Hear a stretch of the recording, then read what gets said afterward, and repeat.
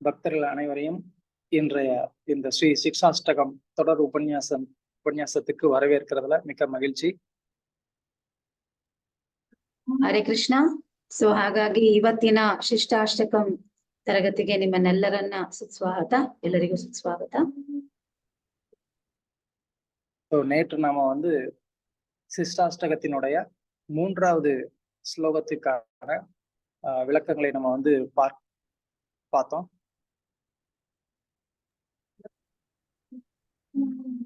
So ನಿನ್ನೆ ನಾವು ಶಿಷ್ಟಾಷ್ಟಕಂ ಅದ 3ನೇ ಶ್ಲೋಕವನ್ನ ನೋಡಿದ್ವಿ.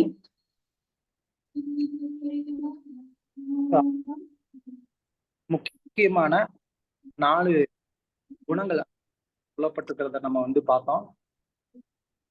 ಸೊ ನಿನ್ನೆ ನಾವು 4 ಗುಣಗಳು ಬಗ್ಗೆ ಮಾತಾಡಿದ್ವಿ. முதல் குணம் இயற்கையான. ಸೊ ಮೊದಲನೇ ಗುಣವಾದದ್ದು ಪ್ರಕೃತಿಯಾಗಿರುವುದು. இரண்டாவது குணம் பொறாமை ಇಲ್ಲದ தூய கருணை. ಸೊ ಎರಡನೇದು ಬಂದು ಯಾವುದೇ ವಿಧವಾದ ಸ್ವಾರ್ಥ ಅಥವಾ ದ್ವೇಷವಿಲ್ಲದ ಪರಿಪೂರ್ಣ ಸ್ಥಿತಿ. மூன்றாவது இதய தூய்மை. ಸೊ ಮೂರನೇದಾಗಿದ್ದು ಹೃದಯದ ಒಂದು ಪರಿಶುದ್ಧತೆ. நான்காவது அனைவருக்கும் அவரவர்களுடைய தகுதிக்கு தகுந்த முறையில் மரியாதை ಅளிப்பது. ಸೊ ನಾಲ್ಕನೇದು ಎಲ್ಲರನ್ನ ಅವರವರ ಸ್ಥಿತಿಯ ಅಥವಾ ಅವರ ಒಂದು ಇದನ್ನು ನೋಡಿ ಅವರಿಗೆ ಕೊಡುವ ಮರ್ಯಾದೆಯ ತಕ್ಕದಾದ ಸ್ಥಿತಿ ಎಂಬುದೇ ಅರ್ಥ. ಓಕೆ. ಸೊ அதுல நேத்து நாம அந்த 3வது ஸ்லோகத்திற்கான ஒரு முன்னுரையும் அதுல ஒரு குணமும் நேத்து நாம ಡಿಸ್ಕಸ್ பண்ணோம். ಸೊ ನಿನ್ನೆ ನಾವು 3ನೇ ಶ್ಲೋಕದ ಒಂದು 3ನೇ ಗುಣವನ್ನ ನಾವು ಡೀಟೇಲ್ ಆಗಿ ನೋಡಿದ್ವಿ. ஒரே ஒரு குணம், ಒಂದೇ ಒಂದು ಗುಣ ಮಾತ್ರ ನಾವು ಸ್ಪೆಸಿಫಿಕ್ ಆಗಿ ನೋಡಿದ್ವಿ. ஓகே. ஸோ இன்றைய வகுப்பு தொடங்குறதுக்கு முன்னாடி நேற்றைய வகுப்புல நாம என்ன பார்த்தோங்கிறத ஒரு சின்ன ரீகேப் பண்ணிட்டு நம்ம என்ன பண்ணலாம், வகுப்புல போகலாம். ಸೊ ಹಾಗಾಗಿ ನಾವು ನಮ್ಮ ವಿಭಾಗವನ್ನ ನೋಡೋಕ್ಕಿಂತ ಮುಂಚಿತವಾಗಿ ನಿನ್ನೆ ಏನೆಲ್ಲ ನಾವು ಚರ್ಚಿಸಿದ್ದೀವಿ ಎಂಬುದನ್ನ ಸ್ವಲ್ಪ ಒಂದು ಕಣ್ಣೋಟ ನೋಡಿ ಇವತ್ತಿನ ತರಗತಿಯನ್ನ ನೋಡೋಣ. ಸೊ ದಯವಿಟ್ಟು ನೀವೆಲ್ಲರೂ ನಿನ್ನೆ ಏನ್ ನಡೆಯಿತು, ನೀವೇನು ಕೇಳಿಸ್ಕೊಂಡಿದ್ದೀರಾ ಎಂಬುದನ್ನ ಇಲ್ಲಿ ನೀವು ಒಂದೆರಡು ಮಾತುಗಳಲ್ಲಿ ತಿಳಿಸಬಹುದು. ಒಂದೆರಡು ಮಾತುಗಳು ಪ್ರಭು ಹೇಳ್ತಾ ಇದ್ರೆ ಒಂದೆರಡು ಮಾತುಗಳು ಸಾಕು ಅಂತ. ಅರ್ಥ ಆಯ್ತಾ ಸರ್? Very good. சொல்லுங்க, ಹೇಳಿ.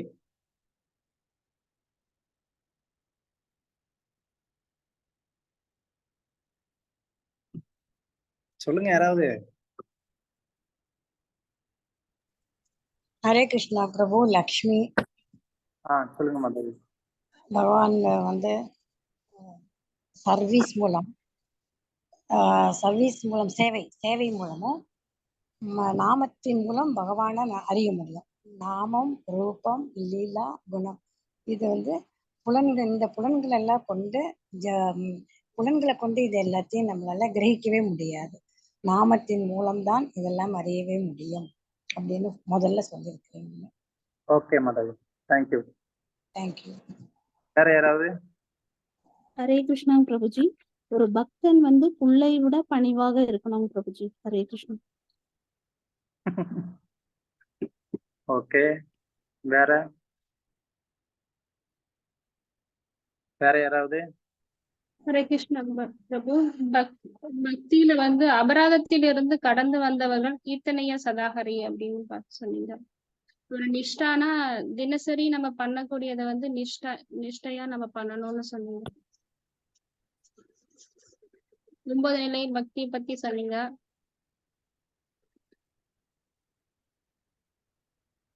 ஹரே கிருஷ்ணா பிரபு.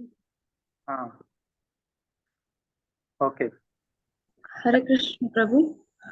ಜಪದ 3 ಹಂತಗಳನ್ನ ಹೇಳಿದಿರ ಪ್ರಭು. ನಾಮ ಅಪರಾಧ ಸ್ಥಿತಿ, ನಾಮ ಭಾಸ ಸ್ಥಿತಿ ಮತ್ತೆ ಶುದ್ಧ ನಾಮ ಸ್ಥಿತಿ.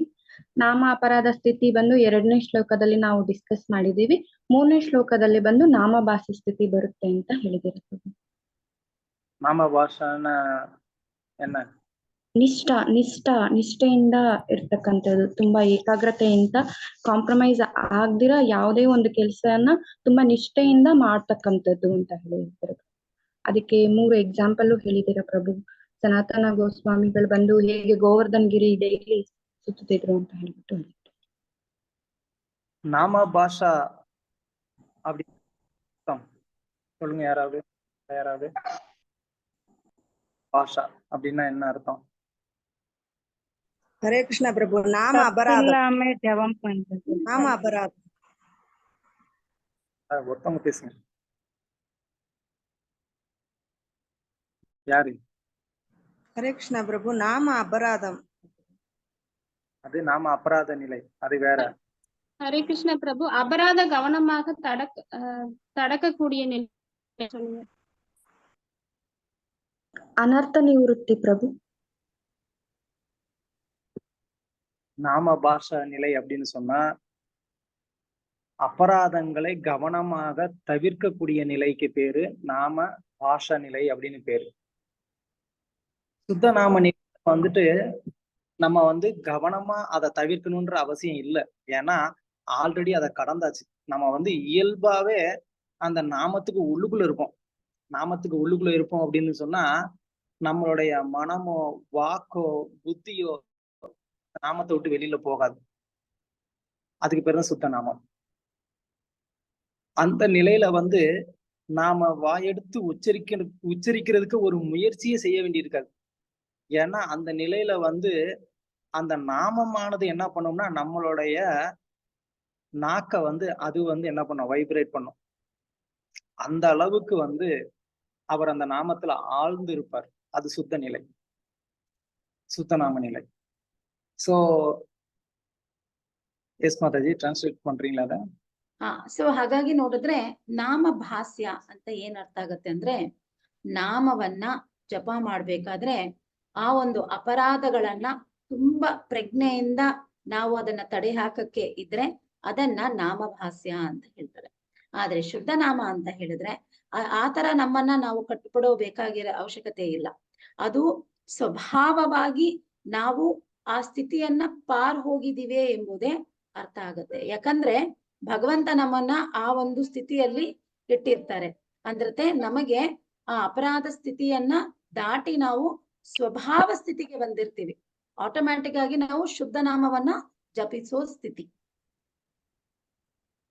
அதனால வந்து இந்த வித்தியாசம் நமக்கு வந்து நல்லா புரியணும். அப்பனாதான் நம்ம ஜபம் செய்யக்கூடிய அந்த ஒரு நிலை எதுல நம்ம எந்த நிலையில இருக்கிறோம்னு நமக்கே புரிஞ்சுக்கும். ಸೊ ಹಾಗಾಗಿ ನೋಡಿದ್ರೆ ನಾವು ಯಾವ ಸ್ಥಿತಿಯಲ್ಲಿ ಇದೀವಿ ಅಂತ ನಮಗೆ ಗೊತ್ತಾಗ್ಬಿಡತ್ತೆ. ಅಂತ ಸ್ಥಿತಿಗೆ ಭಗವಂತ ನಮಗೆ ಜ್ಞಾನವನ್ನ ನೀಡ್ತಾನೆ ಅಂತ ಹೇಳ್ತಾ ಇದ್ದಾರೆ. அந்த அளவுக்கு வந்து கன்ஃபியூஷன் வர வேண்டியதுக்கு அவசியமே இல்லை. ஏன்னா நம்மளெல்லாம் ஜபம் பண்ணுன்னு சொன்னாலே பண்ண மாட்டோம். அப்படி இருக்கும்போது நாம வந்து சுத்த நிலையில இருக்கிறோமாங்கிற அந்த சந்தேகப்பட வேண்டிய அவசியமே இல்லை.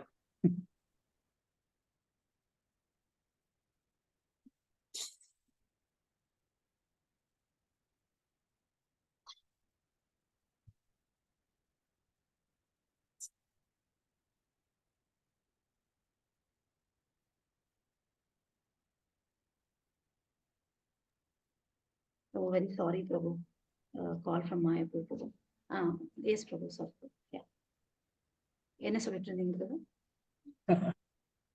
நம்மள மாதிரி ஆளுங்களுடைய நிலைமெல்லாம் வந்து எப்படின்னா, நம்மளை வந்து பல தடவை வந்து ஜபம் பண்ணுன்னு சொன்னாலும் நம்ம பண்ணாம இருக்கிறதுனால நம்ம வந்து சுத்தநாமம் சொல்றோமா இல்லையா அப்படின்னு. ಸೊ ನಮ್ ಸ್ಥಿತಿ ಹೇಗಿದೆ ಅಂತ ಹೇಳಿದ್ರೆ, ನಮ್ ಪರಿಸ್ಥಿತಿಗಳು ನಮಗೆ ಎಲ್ಲರೂ ಜಪ ಮಾಡಿ ಅಂತ ಹೇಳಿದ್ರು ಕೂಡ ಅದ್ರ ಮೇಲೆ ನಮ್ಗೆ ಆಸಕ್ತಿನೂ ಇಲ್ಲ, ಆಸೆನೂ ಇಲ್ಲ ಎಂಬ ಸ್ಥಿತಿಗೆ ಇರ್ಬೇಕಾದ್ರೆ ಶುದ್ಧ ನಾಮದ ಒಂದು ರುಚಿ ಆಗಿರ್ಲಿ, ಶುದ್ಧ ನಾಮದ ಒಂದು ವಿಶೇಷ ಆಗಿರ್ಲಿ, ಇನ್ನ ನಾವು ಆ ಸ್ಥಿತಿಗೆ ಬಂದಿಲ್ಲ. ಅದನ್ನ ಅರ್ಥ ಮಾಡ್ಕೊಂಡು ಅದಕ್ಕೆ ತಕ್ಕಂಗೆ ನಾವು ನಡ್ಕೊಳ್ಳಕ್ಕೆ ಅಂತ ಹೇಳ್ತಾ ಇದ್ದಾರೆ. நிலையில இருக்கக்கூடிய பக்தர்கள் வந்து பாத்தீங்கன்னா அவங்களுக்கு பகவானுடைய நாமத்தை ஜெபிக்காம இருக்க முடியாது, பகவானுடைய தரிசனத்தை வந்து பார்க்காம இருக்க முடியாது, கோவிலுக்கு போகாம இருக்க முடியாது. ಸೊ ಹಾಗಾಗಿ ನೋಡಿದ್ರೆ ಯಾರೊಬ್ರು ಶುದ್ಧ ನಾಮ ಮಾಡ್ತಾ ಇದ್ದಾರೋ ಆ ಸ್ಥಿತಿಯಲ್ಲಿ ಇದ್ದಾರೋ ಅವ್ರಿಗೆ ಹರಿನಾಮ ಮಾಡದೆ ಇರಕ್ಕಾಗಲ್ಲ. ಎರಡನೇದು ಭಗವಂತನ ದರ್ಶನ ಮಾಡದೆ ಅವ್ರಿಗೆ ಉಳಿಯಕ್ಕಾಗಲ್ಲ. ಮತ್ತು ಅವರು ಯಾವಾಗ್ಲೂ ದೇವಸ್ಥಾನಕ್ಕೆ ಹೋಗ್ಬೇಕು ಅಂತ ಆಸಕ್ತಿಯಲ್ಲಿ ತುಂಬಿಸ್ಕೊಂಡು ಅವರು ದೇವಾಲಯಕ್ಕೆ ಹೋಗ್ತಾ ಇದ್ದಾರೆ. ಸೊ ಅದನ್ನೇ ಶುದ್ಧ ನಾಮ ಅಂತ ಹೇಳ್ತಾರೆ.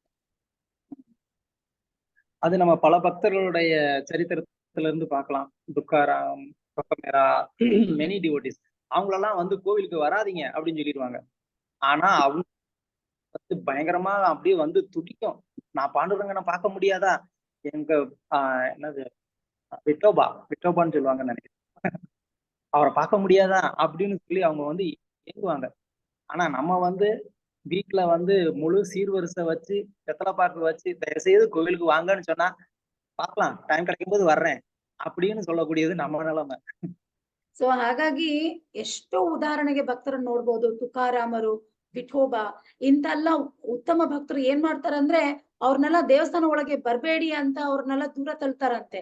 ಆದ್ರೆ ಆ ಪರಿಸ್ಥಿತಿಯಲ್ಲಿ ಅವ್ರು ಏನ್ ಮಾಡ್ತಾರೆ, ಕಣ್ಣಲ್ಲಿ ನೀರು ಮಳ್ಗುತ್ತಾ ಅವರು ದುಃಖದಲ್ಲಿ ಮುಳುಗೋಗ್ತಾ, ಹೇ ಪಾಂಡುರಂಗ ನಿನ್ನ ದರ್ಶನ ನನಗೆ ಸಿಗಲ್ವಾ, ಇವತ್ತು ನಿನ್ನ ನೋಡಕ್ ಆಗಲ್ವಾ ಅಂತ ದುಃಖದಲ್ಲಿ ಕೊರಗಿ ಸಾಯ್ತಾರಂತೆ. ಆದ್ರೆ ನಮಗೆ ಮನೆಗೆ ಬಂದು ತಾಂಬೂಲ ಇಟ್ಟು ಬಂಡ್ರಿ ದೇವಸ್ಥಾನಕ್ಕ ಅಂತ ಕರೆದ್ರು ಕೂಡ ನಾವೇನ್ ಮಾಡ್ತೀವಿ, ಯೋಚನೆ ಮಾಡ್ತೀನಿ, ನೋಡೋಣ ಟೈಮ್ ಸಿಕ್ಕಿದ್ರೆ ಬರ್ತೀನಿ ಅಂತ ಒಂದು ಸ್ಥಿತಿಗೆ ನಾವು ಇಳಿದ್ಬಿಟ್ಟಿರ್ತೀವಿ. எனக்கு வீட்டு பக்கத்திலேயே வந்து கோவில் இருக்கலாம், சென்டர் இருக்கலாம். அத வந்து வாரத்துல ஒரு நாள் தான் வந்து எட்டி பாக்குறதுன்ற ஒரு உறுதியான கொள்கையோட வாழக்கூடியவங்க நாமெல்லாம். ಅಂದ್ರೆ ಪಕ್ಕದಲ್ಲೇ ಇರುತ್ತೆ ದೇವಸ್ಥಾನ, ಪಕ್ಕದಲ್ಲೇ ಇರುತ್ತೆ ಸೆಂಟರು.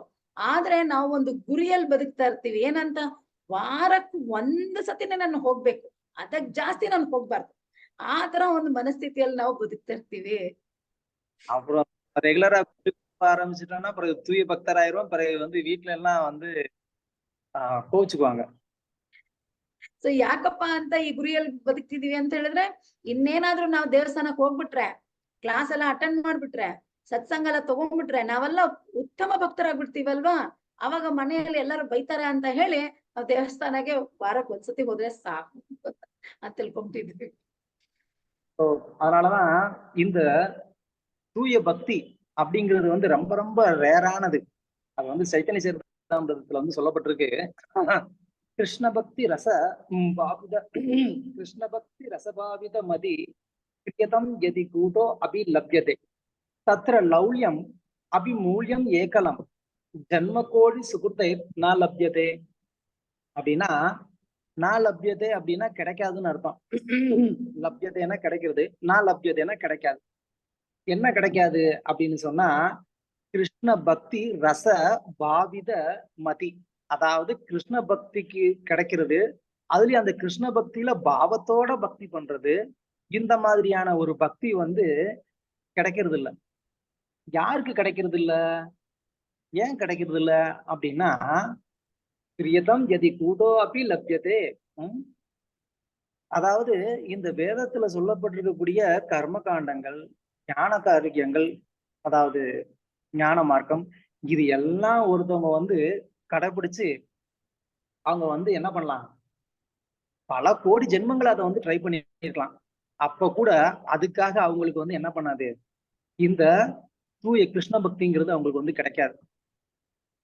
ಸೊ ಈ ಭಾವ ಭಕ್ತಿಯಲ್ಲಿ ಭಾವದೊಟ್ಟಿಗೆ ಮಾಡುವ ಭಕ್ತಿ ಸಿಗೋದಿದೆಯಲ್ಲ, ಅದು ತುಂಬಾ ತುಂಬಾ ಕಠಿಣವಾದದ್ದು. ಅಷ್ಟು ಸರಳವಾಗಿ ಒಬ್ಬರಿಗೆ ಲಭ್ಯ ಆಗುವುದು ಎಂಬುದು ಅದು ಅಷ್ಟು ಈಸಿ ಅಲ್ಲ ಅದು. ಸೊ ಅದಕ್ಕೋಸ್ಕರ ಹೇಳ್ತಾ ಇದ್ದಾರೆ, ಇದನ್ ಸಿಗ್ಬೇಕು ಅಂತ ಹೇಳಿದ್ರೆ ನಾವು ತುಂಬಾ ಪ್ರಯತ್ನದ ನಂತರ, ಅಂದ್ರೆ ಕರ್ಮಕಾಂಡ, ಆಮೇಲೆ ಜ್ಞಾನ ಮಾರ್ಗ, ಧ್ಯಾನ ಮಾರ್ಗ, ಇದನ್ನೆಲ್ಲ ಮಾಡಿ ದಾಟಿ ಬಂದಿದ್ರೇನೆ ಆ ಭಾವ ಭಕ್ತಿಯನ್ನ ಅನುಭವಿಸಕ್ಕೆ ಸಾಧ್ಯ. ಸೊ ಭಾವ ಭಕ್ತಿ ದೊರಕೋದು ತುಂಬಾ ತುಂಬಾ ರೇರ್ ಅಂತ ಹೇಳ್ತಾ ಇದ್ದಾರೆ ಪ್ರಭು. ಜನ್ಮ ಕೋಟಿ ಸುಕೃತೈ, கோடிக்கணக்கான பிறவிகள் வந்து ஒருத்தர் புண்ணியமே செஞ்சிருந்தா கூட இந்த தூய பக்திங்கிறது கிடைக்கிறது கஷ்டம்.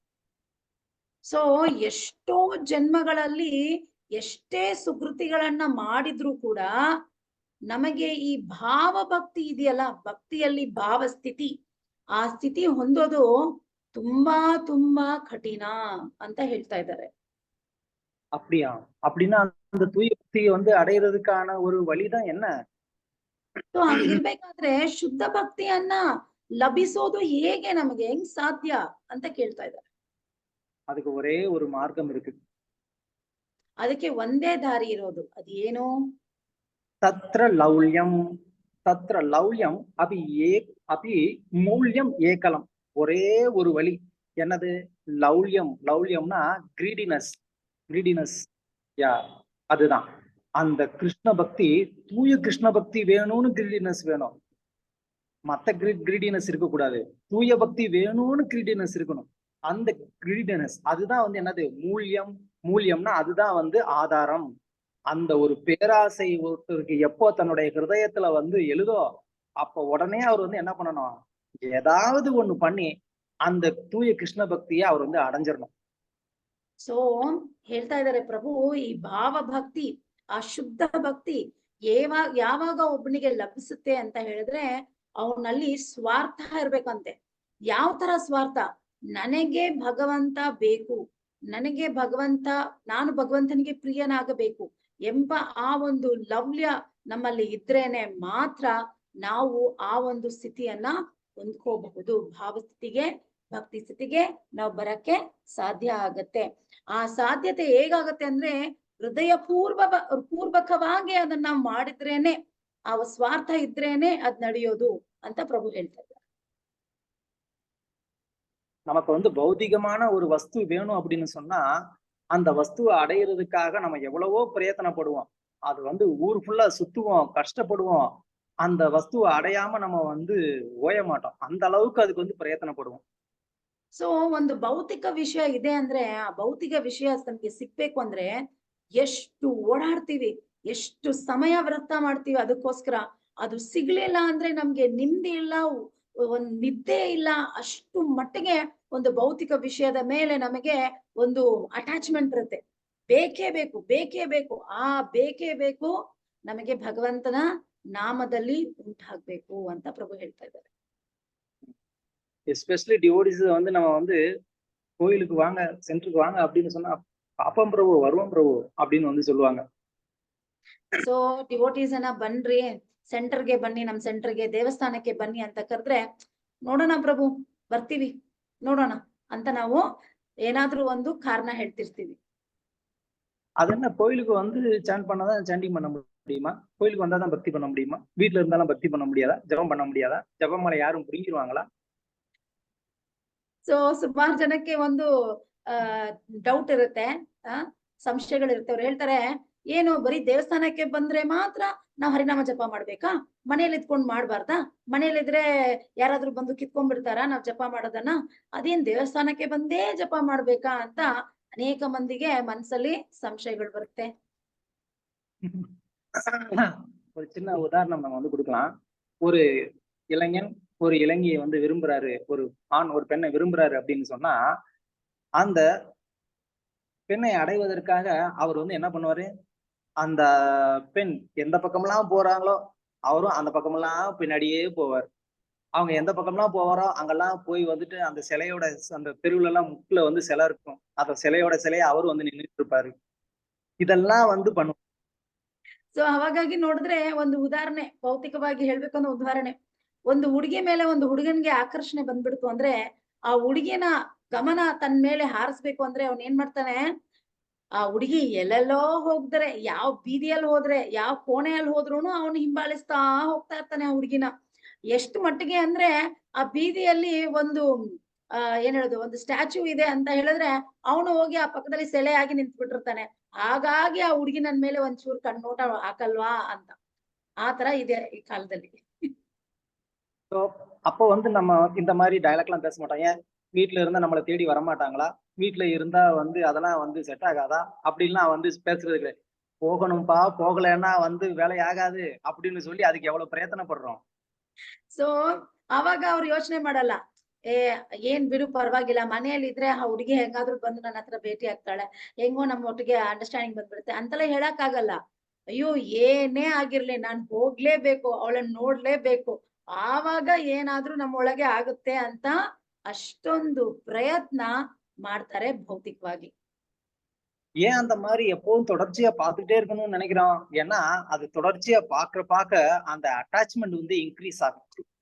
ಯಾಕೆ ನಾವು ಆ ಹುಡುಗಿ ನೋಡ್ಬೇಕು ಅಂತ ಒಬ್ಬನಿಗೆ ಅನಿಸ್ತಾ ಇರುತ್ತೆ ಅಂತ ಹೇಳಿದ್ರೆ, ನೋಡ್ತಾನೆ ಆ ಹುಡುಗಿ ಮೇಲೆ ಅವನ್ಗೆ ಅಟ್ಯಾಚ್ಮೆಂಟ್ ಅಂದ್ರೆ ಒಂದು ಸಂಬಂಧ ಜಾಸ್ತಿ ಬೆಳೆಯುತ್ತೆ.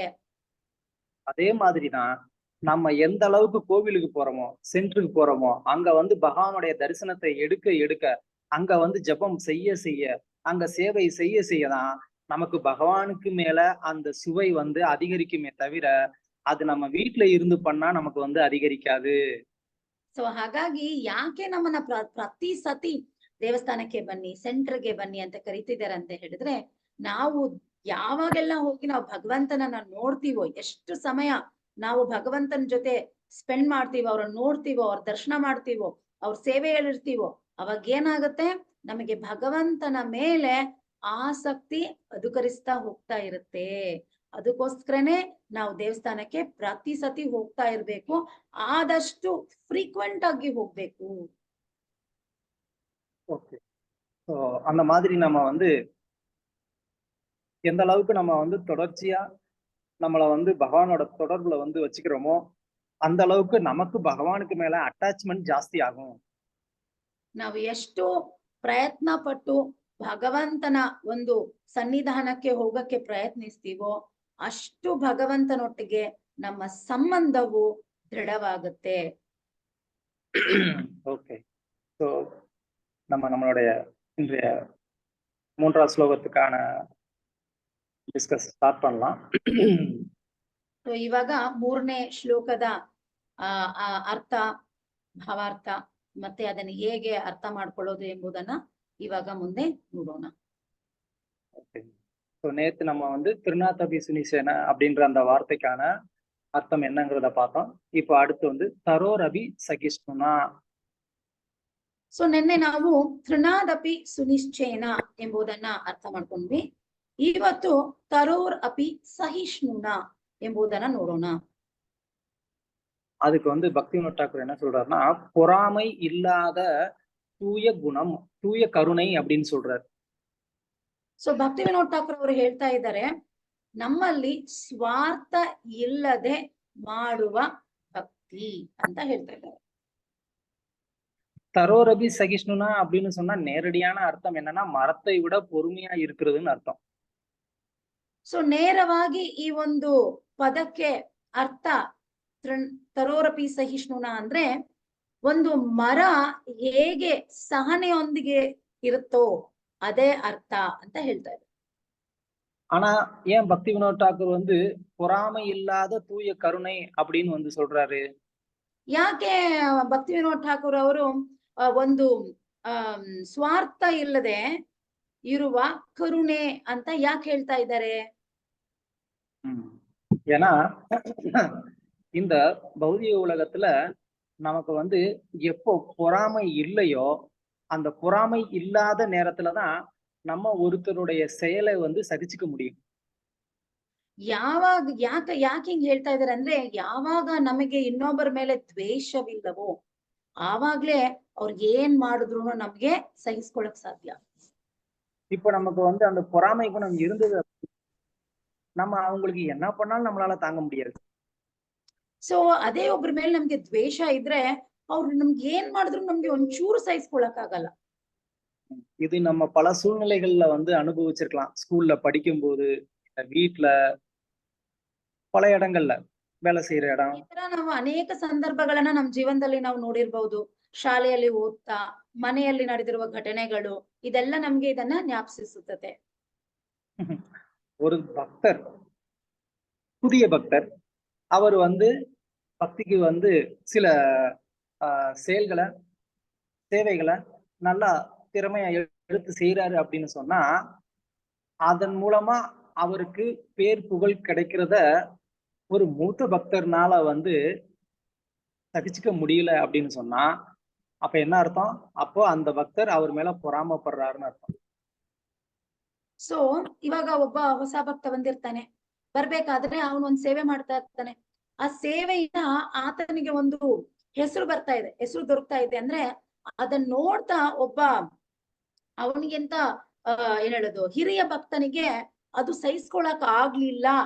ತನ್ನ ಕೆಳಗಡೆ ಇರುವ ಒಬ್ಬ ಭಕ್ತ, ಹೊಸ ಭಕ್ತ ಇಷ್ಟು ಸೇವೆ ಮಾಡ್ತಾ ಇದ್ದಾನೆ ಅಂತ ಅದು ಸಹಿಸ್ಕೊಳಕ್ ಆಗ್ಲಿಲ್ಲ ಅಂದ್ರೆ ಅದು ಏನೂ ಅಲ್ಲ, ಮತ್ತೆ ಆ ಭಕ್ತನ ಮೇಲೆ ಇರುವ ಒಂದು ದ್ವೇಷ ಅಷ್ಟೇ. பொறாமை வர்றதுனால அந்த அவருக்கு வந்து கருணையும் போயிடும். ಸೊ ಯಾವಾಗ ಒಬ್ನು ಇನ್ನೊಬ್ಬರ ಭಕ್ತರ ಮೇಲೆ ನೋಡಿ ಒಂದು ದ್ವೇಷ ಬರ್ತಾ ಇದೆ ಒಳಗೆ ಅಂದ್ರೆ ಅವನಿಗೆ ಭಗವಂತ ಕರುಣೆ ಅಲ್ಲಿಗೆ ನಿಂತೋಯ್ತು ಎಂಬುದೇ ಅರ್ಥ. இல்ல, அதாவது அந்த நபருக்கு அந்த எதிரில் இருக்கக்கூடிய நபருக்கு மேல கருணை வராது. ಓಕೆ, ಸೊ ಹಂಗಂದ್ರೆ ಆ ಎದುರುಗಡೆ ಇರುವ ಆ ಒಂದು ಹೊಸ ಭಕ್ತನ ಮೇಲೆ ಈ ಒಂದು ಹಿರಿಯ ಭಕ್ತನಿಗೆ ಕರುಣೆ ಬರಲ್ಲ ಅವ್ರ ಮೇಲೆ ಅಂತ ಹೇಳ್ತಾ ಇದ್ದಾರೆ. அவருக்கு ஏதாவது கஷ்டம் வந்து அதை பார்த்து சந்தோஷப்படுவார். அவனுக்கு நல்லா வேணும், எனக்கு அவன் அபராதம் பண்ணிட்டான், அவனுக்கு அதனாலதான் நடக்குது அப்படிம்பாரு. ಸೊ ಅವಾಗ ಏನಾಗತ್ತೆ ಅಂತ ಹೇಳಿದ್ರೆ ಹೊಸ ಭಕ್ತರು ಬಂದಿರ್ತಾರೆ, ಅವ್ರು ಸೇವೆ ಮಾಡ್ತಿರ್ತಾರೆ, ಅವ್ರಿಗೆ ಏನಾದ್ರೂ ಹೆಚ್ಚು ಕಡಿಮೆ ಆಗ್ಬಿಟ್ರೆ ಅವಾಗ ಹಿರಿಯ ಭಕ್ತನಿಗೆ ಒಳಗೊಳಗೆ ಖುಷಿ ಆಗತ್ತೆ. ಅವ್ನು ಹೇಳ್ತಾರೆ ನೋಡ್ರ ಅದನ್ಗೆ ಯಾಕೆ ಹಿಂಗ ಅವ್ನು ಕಷ್ಟಪಡ್ತಾ ಇದ್ದಾನೆ ಗೊತ್ತಾ, ಯಾಕಂದ್ರೆ ಅವ್ನು ನನ್ಗೆ ಅಪರಾಧ ಮಾಡಿದ್ದಾನೆ, ಅದಕ್ಕೆ ಅವ್ನು ಕಷ್ಟಪಡ್ತಾ ಇರೋದು ಅಂತ ಒಳಗೊಳಗೆ ಅವರು ಆನಂದಗೊಳಿಸ್ತಾ ಇರ್ತಾರೆ. ஆக்சுவலா வந்து பக்திக்கு வந்து பல வருடங்கள் ஆயிருக்கு அப்படின்னு சொன்னா அந்த பக்தியினால அந்த பக்தர் வந்து ஒரு நல்ல பக்குவ நிலையை அடைந்திருக்கணும். ನಾವು ಭಕ್ತಿಯಲ್ಲಿ ಇಷ್ಟು ವರ್ಷ ಕಾಲ ಕಳೆದಿದೀವಿ ಅಂತ ಹೇಳಿದ್ರೆ ನಮ್ಮೊಳಗೆ ಒಂದು ಏನದು ಅರ್ಥ ಮಾಡ್ಕೊಳ್ಳೋ ಒಂದು ಸ್ಥಿತಿಗೆ ನಾವು ಒಂದು ರಿಯಲೈಸ್ ಸ್ಥಿತಿಗೆ ನಾವು ಬರ್ಬೇಕು.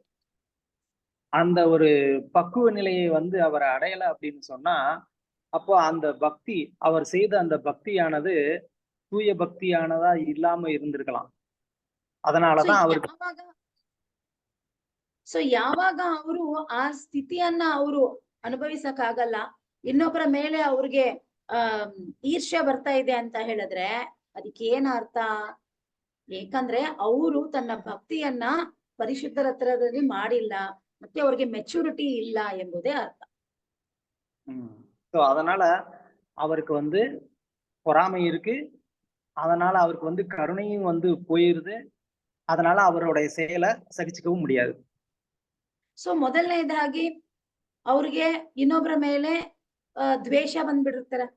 ದ್ವೇಷ ಯಾವಾಗ ಒಳಗಡೆ ಬರುತ್ತೆ, ಕರುಣೆ ಹೊರಗಡೆ ಹೋಗುತ್ತೆ. ಕರುಣೆನೇ ಇಲ್ಲ ಅಂದ್ಮೇಲೆ ಅವ್ರಿಗೆ ಇನ್ನೊಬ್ಬರ ಮೇಲೆ ಒಂದು ಆಸೆನೂ ಅಥವಾ ಆಕರ್ಷಣೆನೂ ಹೋಗ್ಬಿಡುತ್ತೆ. அதனாலதான் வந்து பாகவதத்துல வந்து சொல்லப்பட்டிருக்கு, 4வது ஸ்கந்தம் 31வது அத்தியாயம் 31 19th ஸ்லோகா 19வது ஸ்லோகம். அதுல வந்து சொல்லப்பட்டிருக்கு, தயயா சர்வபூதேஷு சந்துஷ்டயா ஏனகேனவா சர்வ இந்திரிய உபசாந்தாயச்ச துஷ்யதி ஆசு ஜனார்த்தன. அதாவது பகவானை வந்து சந்தோஷப்படுத்தணும் அப்படின்னு சொன்னா அதுக்கு சில செயல்கள் வந்து செய்யணும்னு இந்த ஸ்லோகத்துல சொல்லப்பட்டிருக்கு. ಸೊ ಹಾಗಾಗಿ ನೋಡಿದ್ರೆ ಶ್ರೀಮದ್ ಭಾಗವತದ 4ನೇ ಸ್ಕಂದದ 31ನೇ ಅಧ್ಯಾಯದ 19ನೇ ಶ್ಲೋಕದಲ್ಲಿ ಹೀಗೆ ಹೇಳಲಾಗಿದೆ, ಏನು ಮಾಡಿದರೆ ಭಗವಂತನನ್ನ ತಕ್ಷಣ ನಾವು ಅವ್ರನ್ನ ಸಂತೃಪ್ತಿ ಮಾಡಬಹುದು ಎಂಬುದನ್ನ.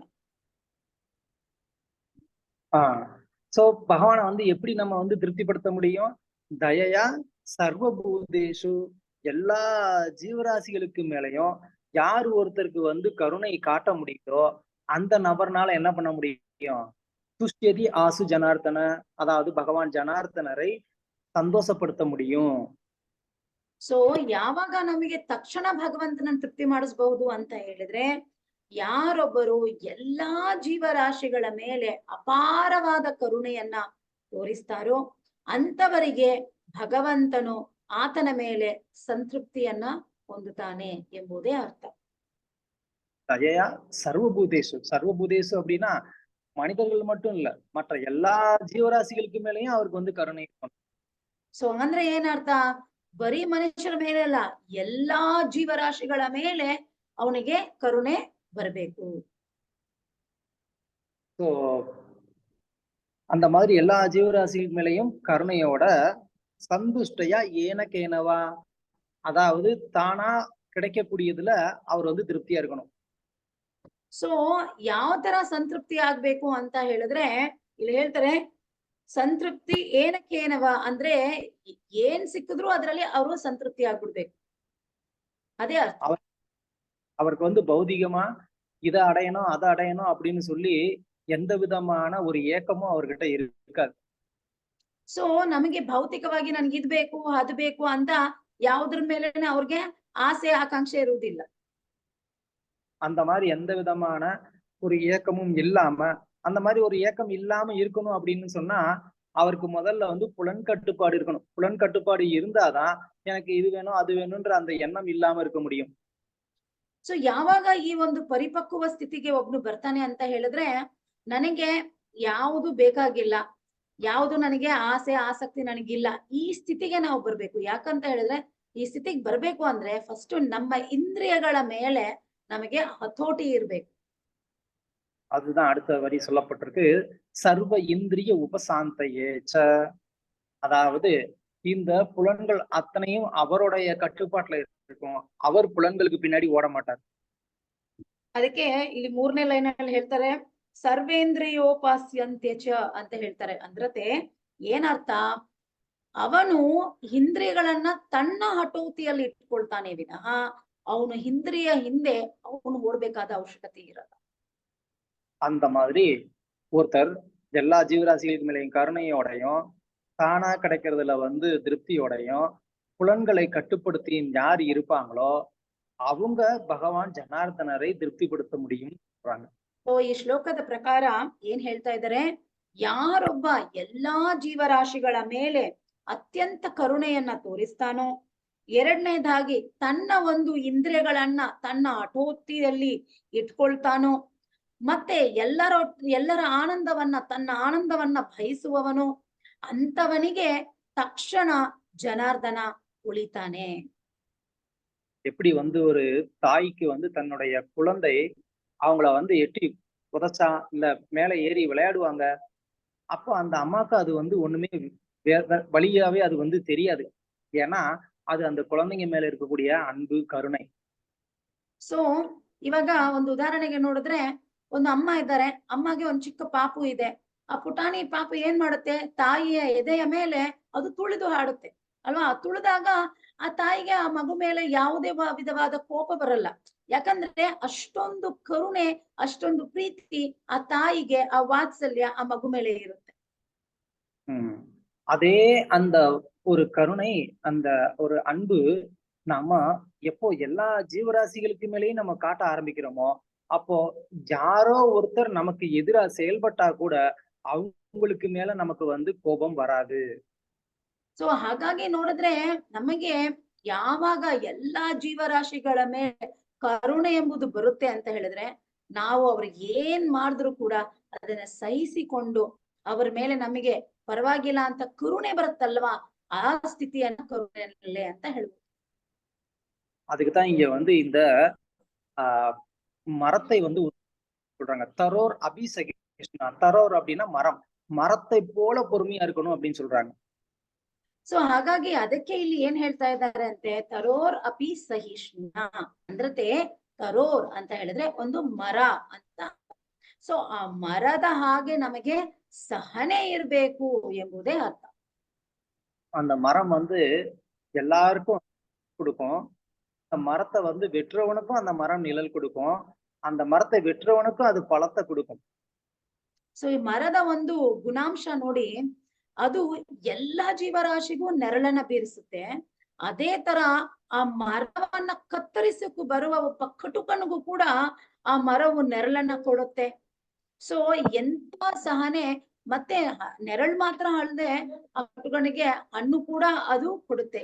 ಇದು ಆ ಮರದ ಒಂದು ಗುಣಾಂಶ. இப்போ நம்மள வந்து யாராவது வந்து அவங்கள வந்து கொஞ்சம் பேசி நீங்க வந்து அவங்கள கோவிலுக்கு கூட்டிட்டு வாங்க, அவங்க கொஞ்சம் சரியா வர்றதில்ல அப்படின்னு நம்ம சொல்றோம். ಸೊ ನಾನು ಯಾರಿಗಾದ್ರೂ ಹೇಳ್ತೀವಿ, ನೋಡಿ ಇವ್ರು ಇದಾರೆ, ಅವರು ದೇವಸ್ಥಾನಕ್ಕೆ ರೆಗ್ಯುಲರ್ ಬರ್ತಾ ಇಲ್ಲ, ದಯವಿಟ್ಟು ನೀವು ಹೋಗಿ ಅವ್ರನ್ನ ಹೇಗಾದ್ರೂ ಮಾತಾಡಿಸಿ ಅವ್ರನ್ನ ದೇವಸ್ಥಾನಕ್ಕೆ ಕರ್ಕೊಂಡು ಬನ್ನಿ ಅಂತ ಹೇಳಿದ್ರೆ, இந்த பக்தரும் போவாங்க. போய் அவங்க கூட பேசுவாங்க. என்னம்மா நீங்க கோயிலுக்கு வரலையே, கோயிலுக்கு வர்றீங்களா கேட்பாங்க. இல்ல எங்களுக்கு வேலை பார்த்து அப்படின்னு சொன்னோன்னே, அப்படியா சரின்ட்டு வந்துருவாங்க. ಅದೇ ಅವ್ರೇನ್ ಮಾಡ್ತಾರೆ, ಹೋಗ್ಬಿಟ್ಟು ಅಲ್ಲಿ ಆಯ್ತು ನೀವ್ ಯಾಕೆ ದೇವಸ್ಥಾನಕ್ಕೆ ಬರ್ತಾ ಇಲ್ಲ, ದಯವಿಟ್ಟು ನೀವ್ ದೇವಸ್ಥಾನಕ್ಕೆ ಬನ್ನಿ ಅಂತ ಕರೆದ್ರೆ ಅವ್ರ ಏನ್ ಹೇಳ್ತಾರೆ ಅಂದ್ರೆ, ಇಲ್ಲ ರೀ ನಾನ್ ಸ್ವಲ್ಪ ಕೆಲ್ಸದ ಮೇಲೆ ಬ್ಯುಸಿ ಆಗಿದ್ದೀನಿ ಅಂದ್ರೆ, ಈ ಹೋಗಿರೋ ಭಕ್ತರು ಏನ್ ಮಾಡ್ತಾರೆ, ಹೌದಾ ಕೆಲ್ಸನ, ಸರಿ ಪರವಾಗಿಲ್ಲ ಬಿಡಿ ಅಂತ ಅವ್ರು ಬಂದ್ಬಿಡ್ತಾರೆ. இப்போ வந்து அந்த அனுப்பிச்ச பக்தர் வந்து கேட்பாரு, என்ன போய் பேசுனீங்களா, என்ன சொன்னாங்கன்னு. ஆமா ப்ரோ, அவங்களாம் வந்து ஒண்ணும் வர்ற மாதிரி தெரியல ப்ரோ, அதனால நம்ம போய் பேசி பிரயோஜனம் இல்ல ப்ரோ, இனிமேல் அனுப்பாதீங்க ப்ரோ அப்படின்னு சொல்லிடுவாங்க. ಸೊ ಅವ್ರು ಕಳ್ಸಲ್ಲ, ಆ ಭಕ್ತರು ಕೇಳ್ತಾರೆ, ಸರಿ ಆಯ್ತು ನೀವ್ ಹೋಗಿದ್ರಲ್ಲ, ಅವ್ರು ಹೋಗಿ ಕರೆದ್ರಲ್ಲ, ಏನಾಯ್ತು ಅಂತ ಕೇಳಿದ್ರೆ, ಅಯ್ಯೋ ಪ್ರಭು ಅವರೆಲ್ಲ ಸುಮ್ನೆ ಪ್ರಭು, ಅವರೆಲ್ಲ ಬರೋಲ್ಲ, ಅವ್ರಿಗೆ ಇಲ್ಲ, ಅವ್ರಿಗೆ ನನ್ ಮತ್ತೆ ಅವ್ರನ್ನ ಅವ್ರ ಮನೆ ಕಳಿಸ್ಬಿಡಿ ಪ್ರಭು, ಅವ್ರು ತೋರಿಸ್ತಾ ಇಲ್ಲ ಅಂತ ನಾವೇ ಅವ್ರಿಗೆ சோ அப்படின்னா என்ன அர்த்தம்னா, நமக்கு அந்த பக்தர் மேல வந்து கருணை இல்லைன்னு அர்த்தம். ಅಂದ್ರೆ ಅದಕ್ಕೆ ಏನ್ ಅರ್ಥ ಅಂದ್ರೆ, ನಮಗೆ ಆ ಹೊಸ ಭಕ್ತ ಬರ್ಬೇಕು ಅಂತ ನಮಗೆ ಅವ್ರ ಮೇಲೆ ಕರುಣೆನೇ ಇಲ್ಲ ಎಂಬುದೇ ಅರ್ಥ. நமக்கு அதுக்கு பொறுமையும் இல்லைன்னு அர்த்தம். ಕರುಣೆ ಇರೋದು ಒಂದ್ ಕಡೆ, ಬಟ್ ನಮಗೂ ಅಷ್ಟು ಸಹನೇನೂ ಇಲ್ಲ ಎಂಬುದೇ ಅರ್ಥ. ஏன்னா அவங்க வந்து அப்படித்தான் இருப்பாங்க. அவங்களுடைய அந்த பதில கேட்டு கூட நம்ம என்ன பண்ணணும், அதை சகிச்சுக்கணும். அதை சகிச்சுக்கிட்டு ஈவன் நித்யானந்த தாக்கூரும் ஒரு வீட்டுக்கா போய் என்ன பண்ணுவாங்க, கதவை தட்டி பகவானோட நாமத்தை சொல்லுங்க, முகுந்தா ஹரே ஏதாவது ஒரு நாமத்தை சொல்லுங்க அப்படின்னு சொல்லுவாங்க. அவங்க சொல்ல மாட்டாங்க, அவங்களுக்கு வேற வேலை இல்லையான்னு திட்டுவாங்க. அதை அவங்க வந்து பொருட்படுத்தவே மாட்டாங்க. நான் ஹரே கிருஷ்ணான்னு சொல்ல மாட்டேன், இப்ப இடத்த காலி பண்ணு அப்படின்னு சொல்லுவாங்க. ஓ ஹரே கிருஷ்ணன் ஜெய் ஜெய் அப்படின்னு சொல்லிட்டு சந்தோஷமா தரையில அப்படியே உருளுவாங்க. அவங்க ஒரே ஒரு தடவை பகவானோட நாமத்தை சொன்னதை மட்டும் அவங்க ஞாபகத்துல வச்சு சந்தோஷப்படுறாங்க. ಸೊ ಹಾಗಾಗಿ ನೋಡಿದ್ರೆ ಇನ್ನೊಬ್ಬರ ಮೇಲೆ ಕರುಣೆ ಇರುತ್ತೆ ಅಂತ ಹೇಗ್ ತೋರಿಸ್ಬೋದು ಅಂತ ಹೇಳಿದ್ರೆ, ಇಲ್ಲಿ ಒಂದು ಉದಾಹರಣೆ ಹೇಳ್ತಾ ಇದ್ದಾರೆ. ನಿತ್ಯಾನಂದ ಮಹಾಪ್ರಭುಗಳು ಎಷ್ಟು ಕರುಣಾಮಯಿ ಅಂತ ಹೇಳಿದ್ರೆ, ಪ್ರತಿಯೊಬ್ಬನ ಮನೆ ಹತ್ರನೂ ಹೋಗಿ ಬಾಗಿಲು ತಟ್ಟಿ, ಪ್ಲೀಸ್ ನೀವು ಹರೇ ಕೃಷ್ಣ ಮಹಾಮಂತ್ರ ಜಪ ಮಾಡಿ, ದಯವಿಟ್ಟು ಜಪ ಮಾಡಿ, ಒಂದ್ಸತಿ ಜಪ ಮಾಡಿ ಅಂತ ನಿತ್ಯಾನಂದ ಮಹಾಪ್ರಭು ಕೇಳ್ಕೊಳ್ತಾರೆ.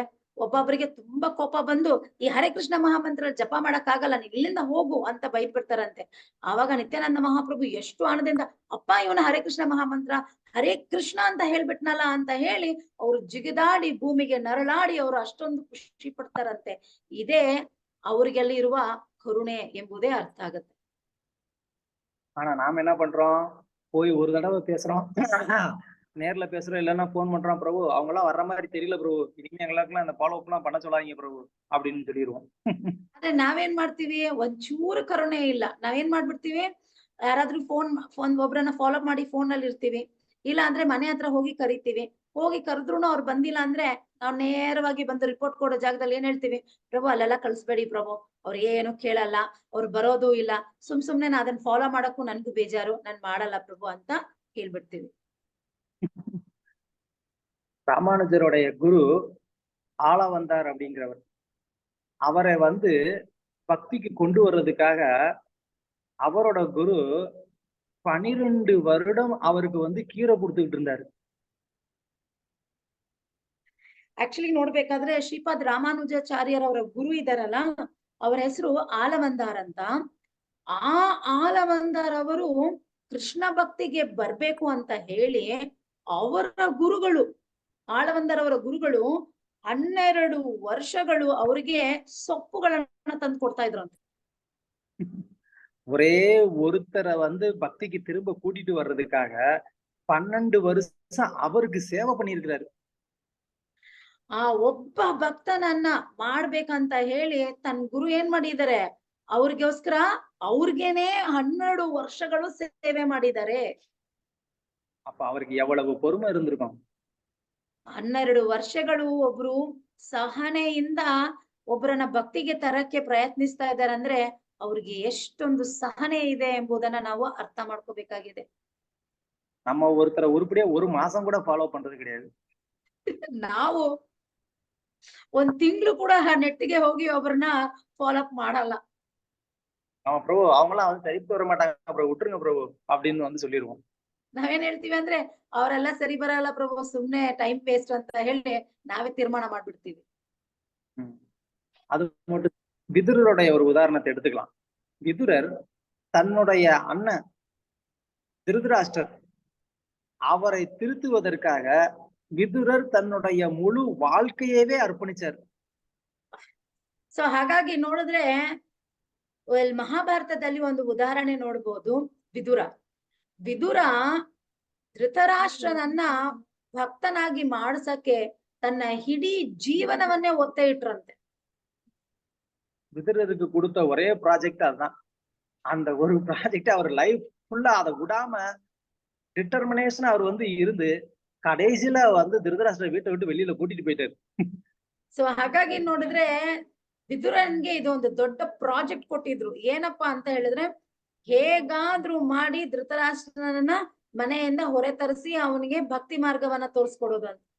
ಸೊ ಅದು ಬಂದ ಪ್ರಾಜೆಕ್ಟ್ ಅನ್ನ ವಿದುರರು ಎಷ್ಟು ಕಠಿಣ ಪರೀಕ್ಷೆನೆಲ್ಲ ಫೇಸ್ ಮಾಡಿ ಲಾಸ್ಟ್ಗೆ ಧೃತರಾಷ್ಟ್ರನನ್ನ ಆ ಅರಮನೆಯಿಂದ ಹೊರಗಡೆ ಬಂದು ಭಕ್ತಿ ಮಾರ್ಗದಲ್ಲಿ ಸೇರ್ಸ್ಬೇಕಾಗಿರುವ ಒಂದು ಡಿಟರ್ಮಿನೇಷನ್ விதுரனிகித்தந்தே. எப்பெல்லாம் வந்து திருதராஷ்டிரருக்கு மனசு சரியில்லையோ இல்ல தர்மத்துல வந்து குழப்பம் இருக்கோ உடனே விதுரரை தான் கூப்பிடுவாங்க, ಆಲೋಚನೆ ಕೇಳ್ಪಾಂಗ, ಆனா ಫಾಲೋ பண்ண ಮಾಟಾಂಗ.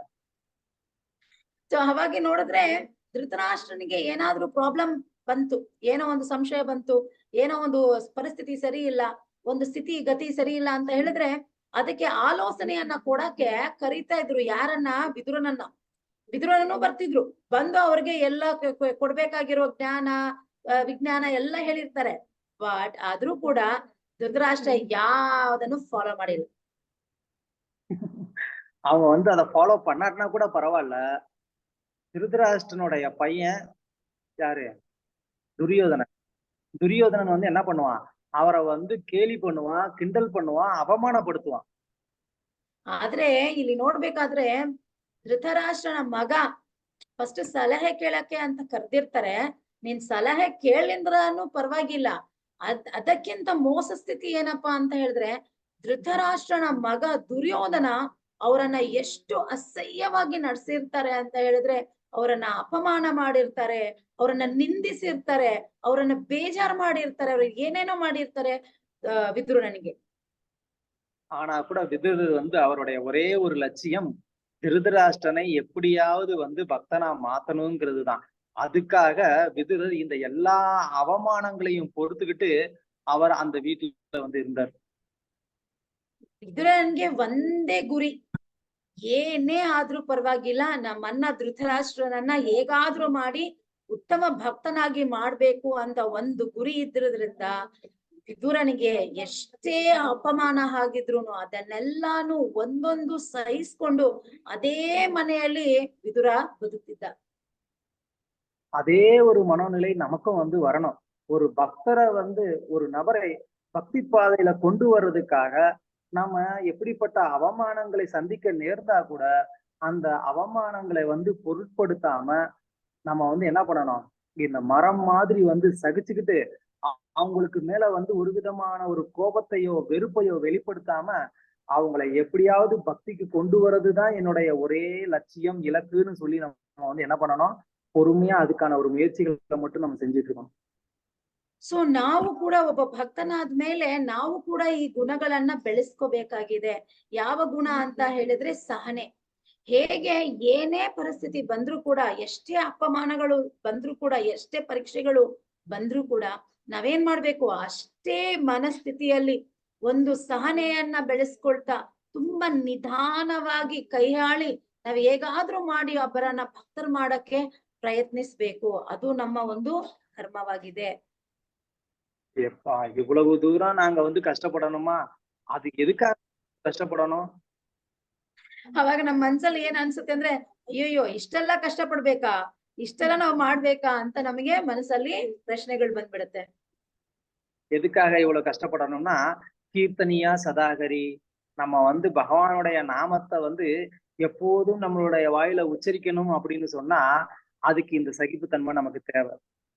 ಸೊ ಯಾಕೆ ಇದನ್ನೆಲ್ಲ ಮಾಡ್ಬೇಕು ಅಂತ ಹೇಳಿದ್ರೆ ಕೀರ್ತನೆಯ ಸದಾ ಹರಿಹಿ, ನಾವು ನಿರಂತರವಾಗಿ ಆನಂದ ಭಾವನೆಯಲ್ಲಿ ಹರಿನಾಮವನ್ನ ಜಪಿಸ್ಬೇಕು ಅಂದ್ರೆ ಇಷ್ಟು ಸಹನೆ ಅಟ್ಲೀಸ್ಟ್ ನಾವು ಸಹಿಸ್ಕೋಬೇಕಾಗಿರೋದು ನಿಜ ಅಂತ ಹೇಳ್ತಾ ಇದ್ರು.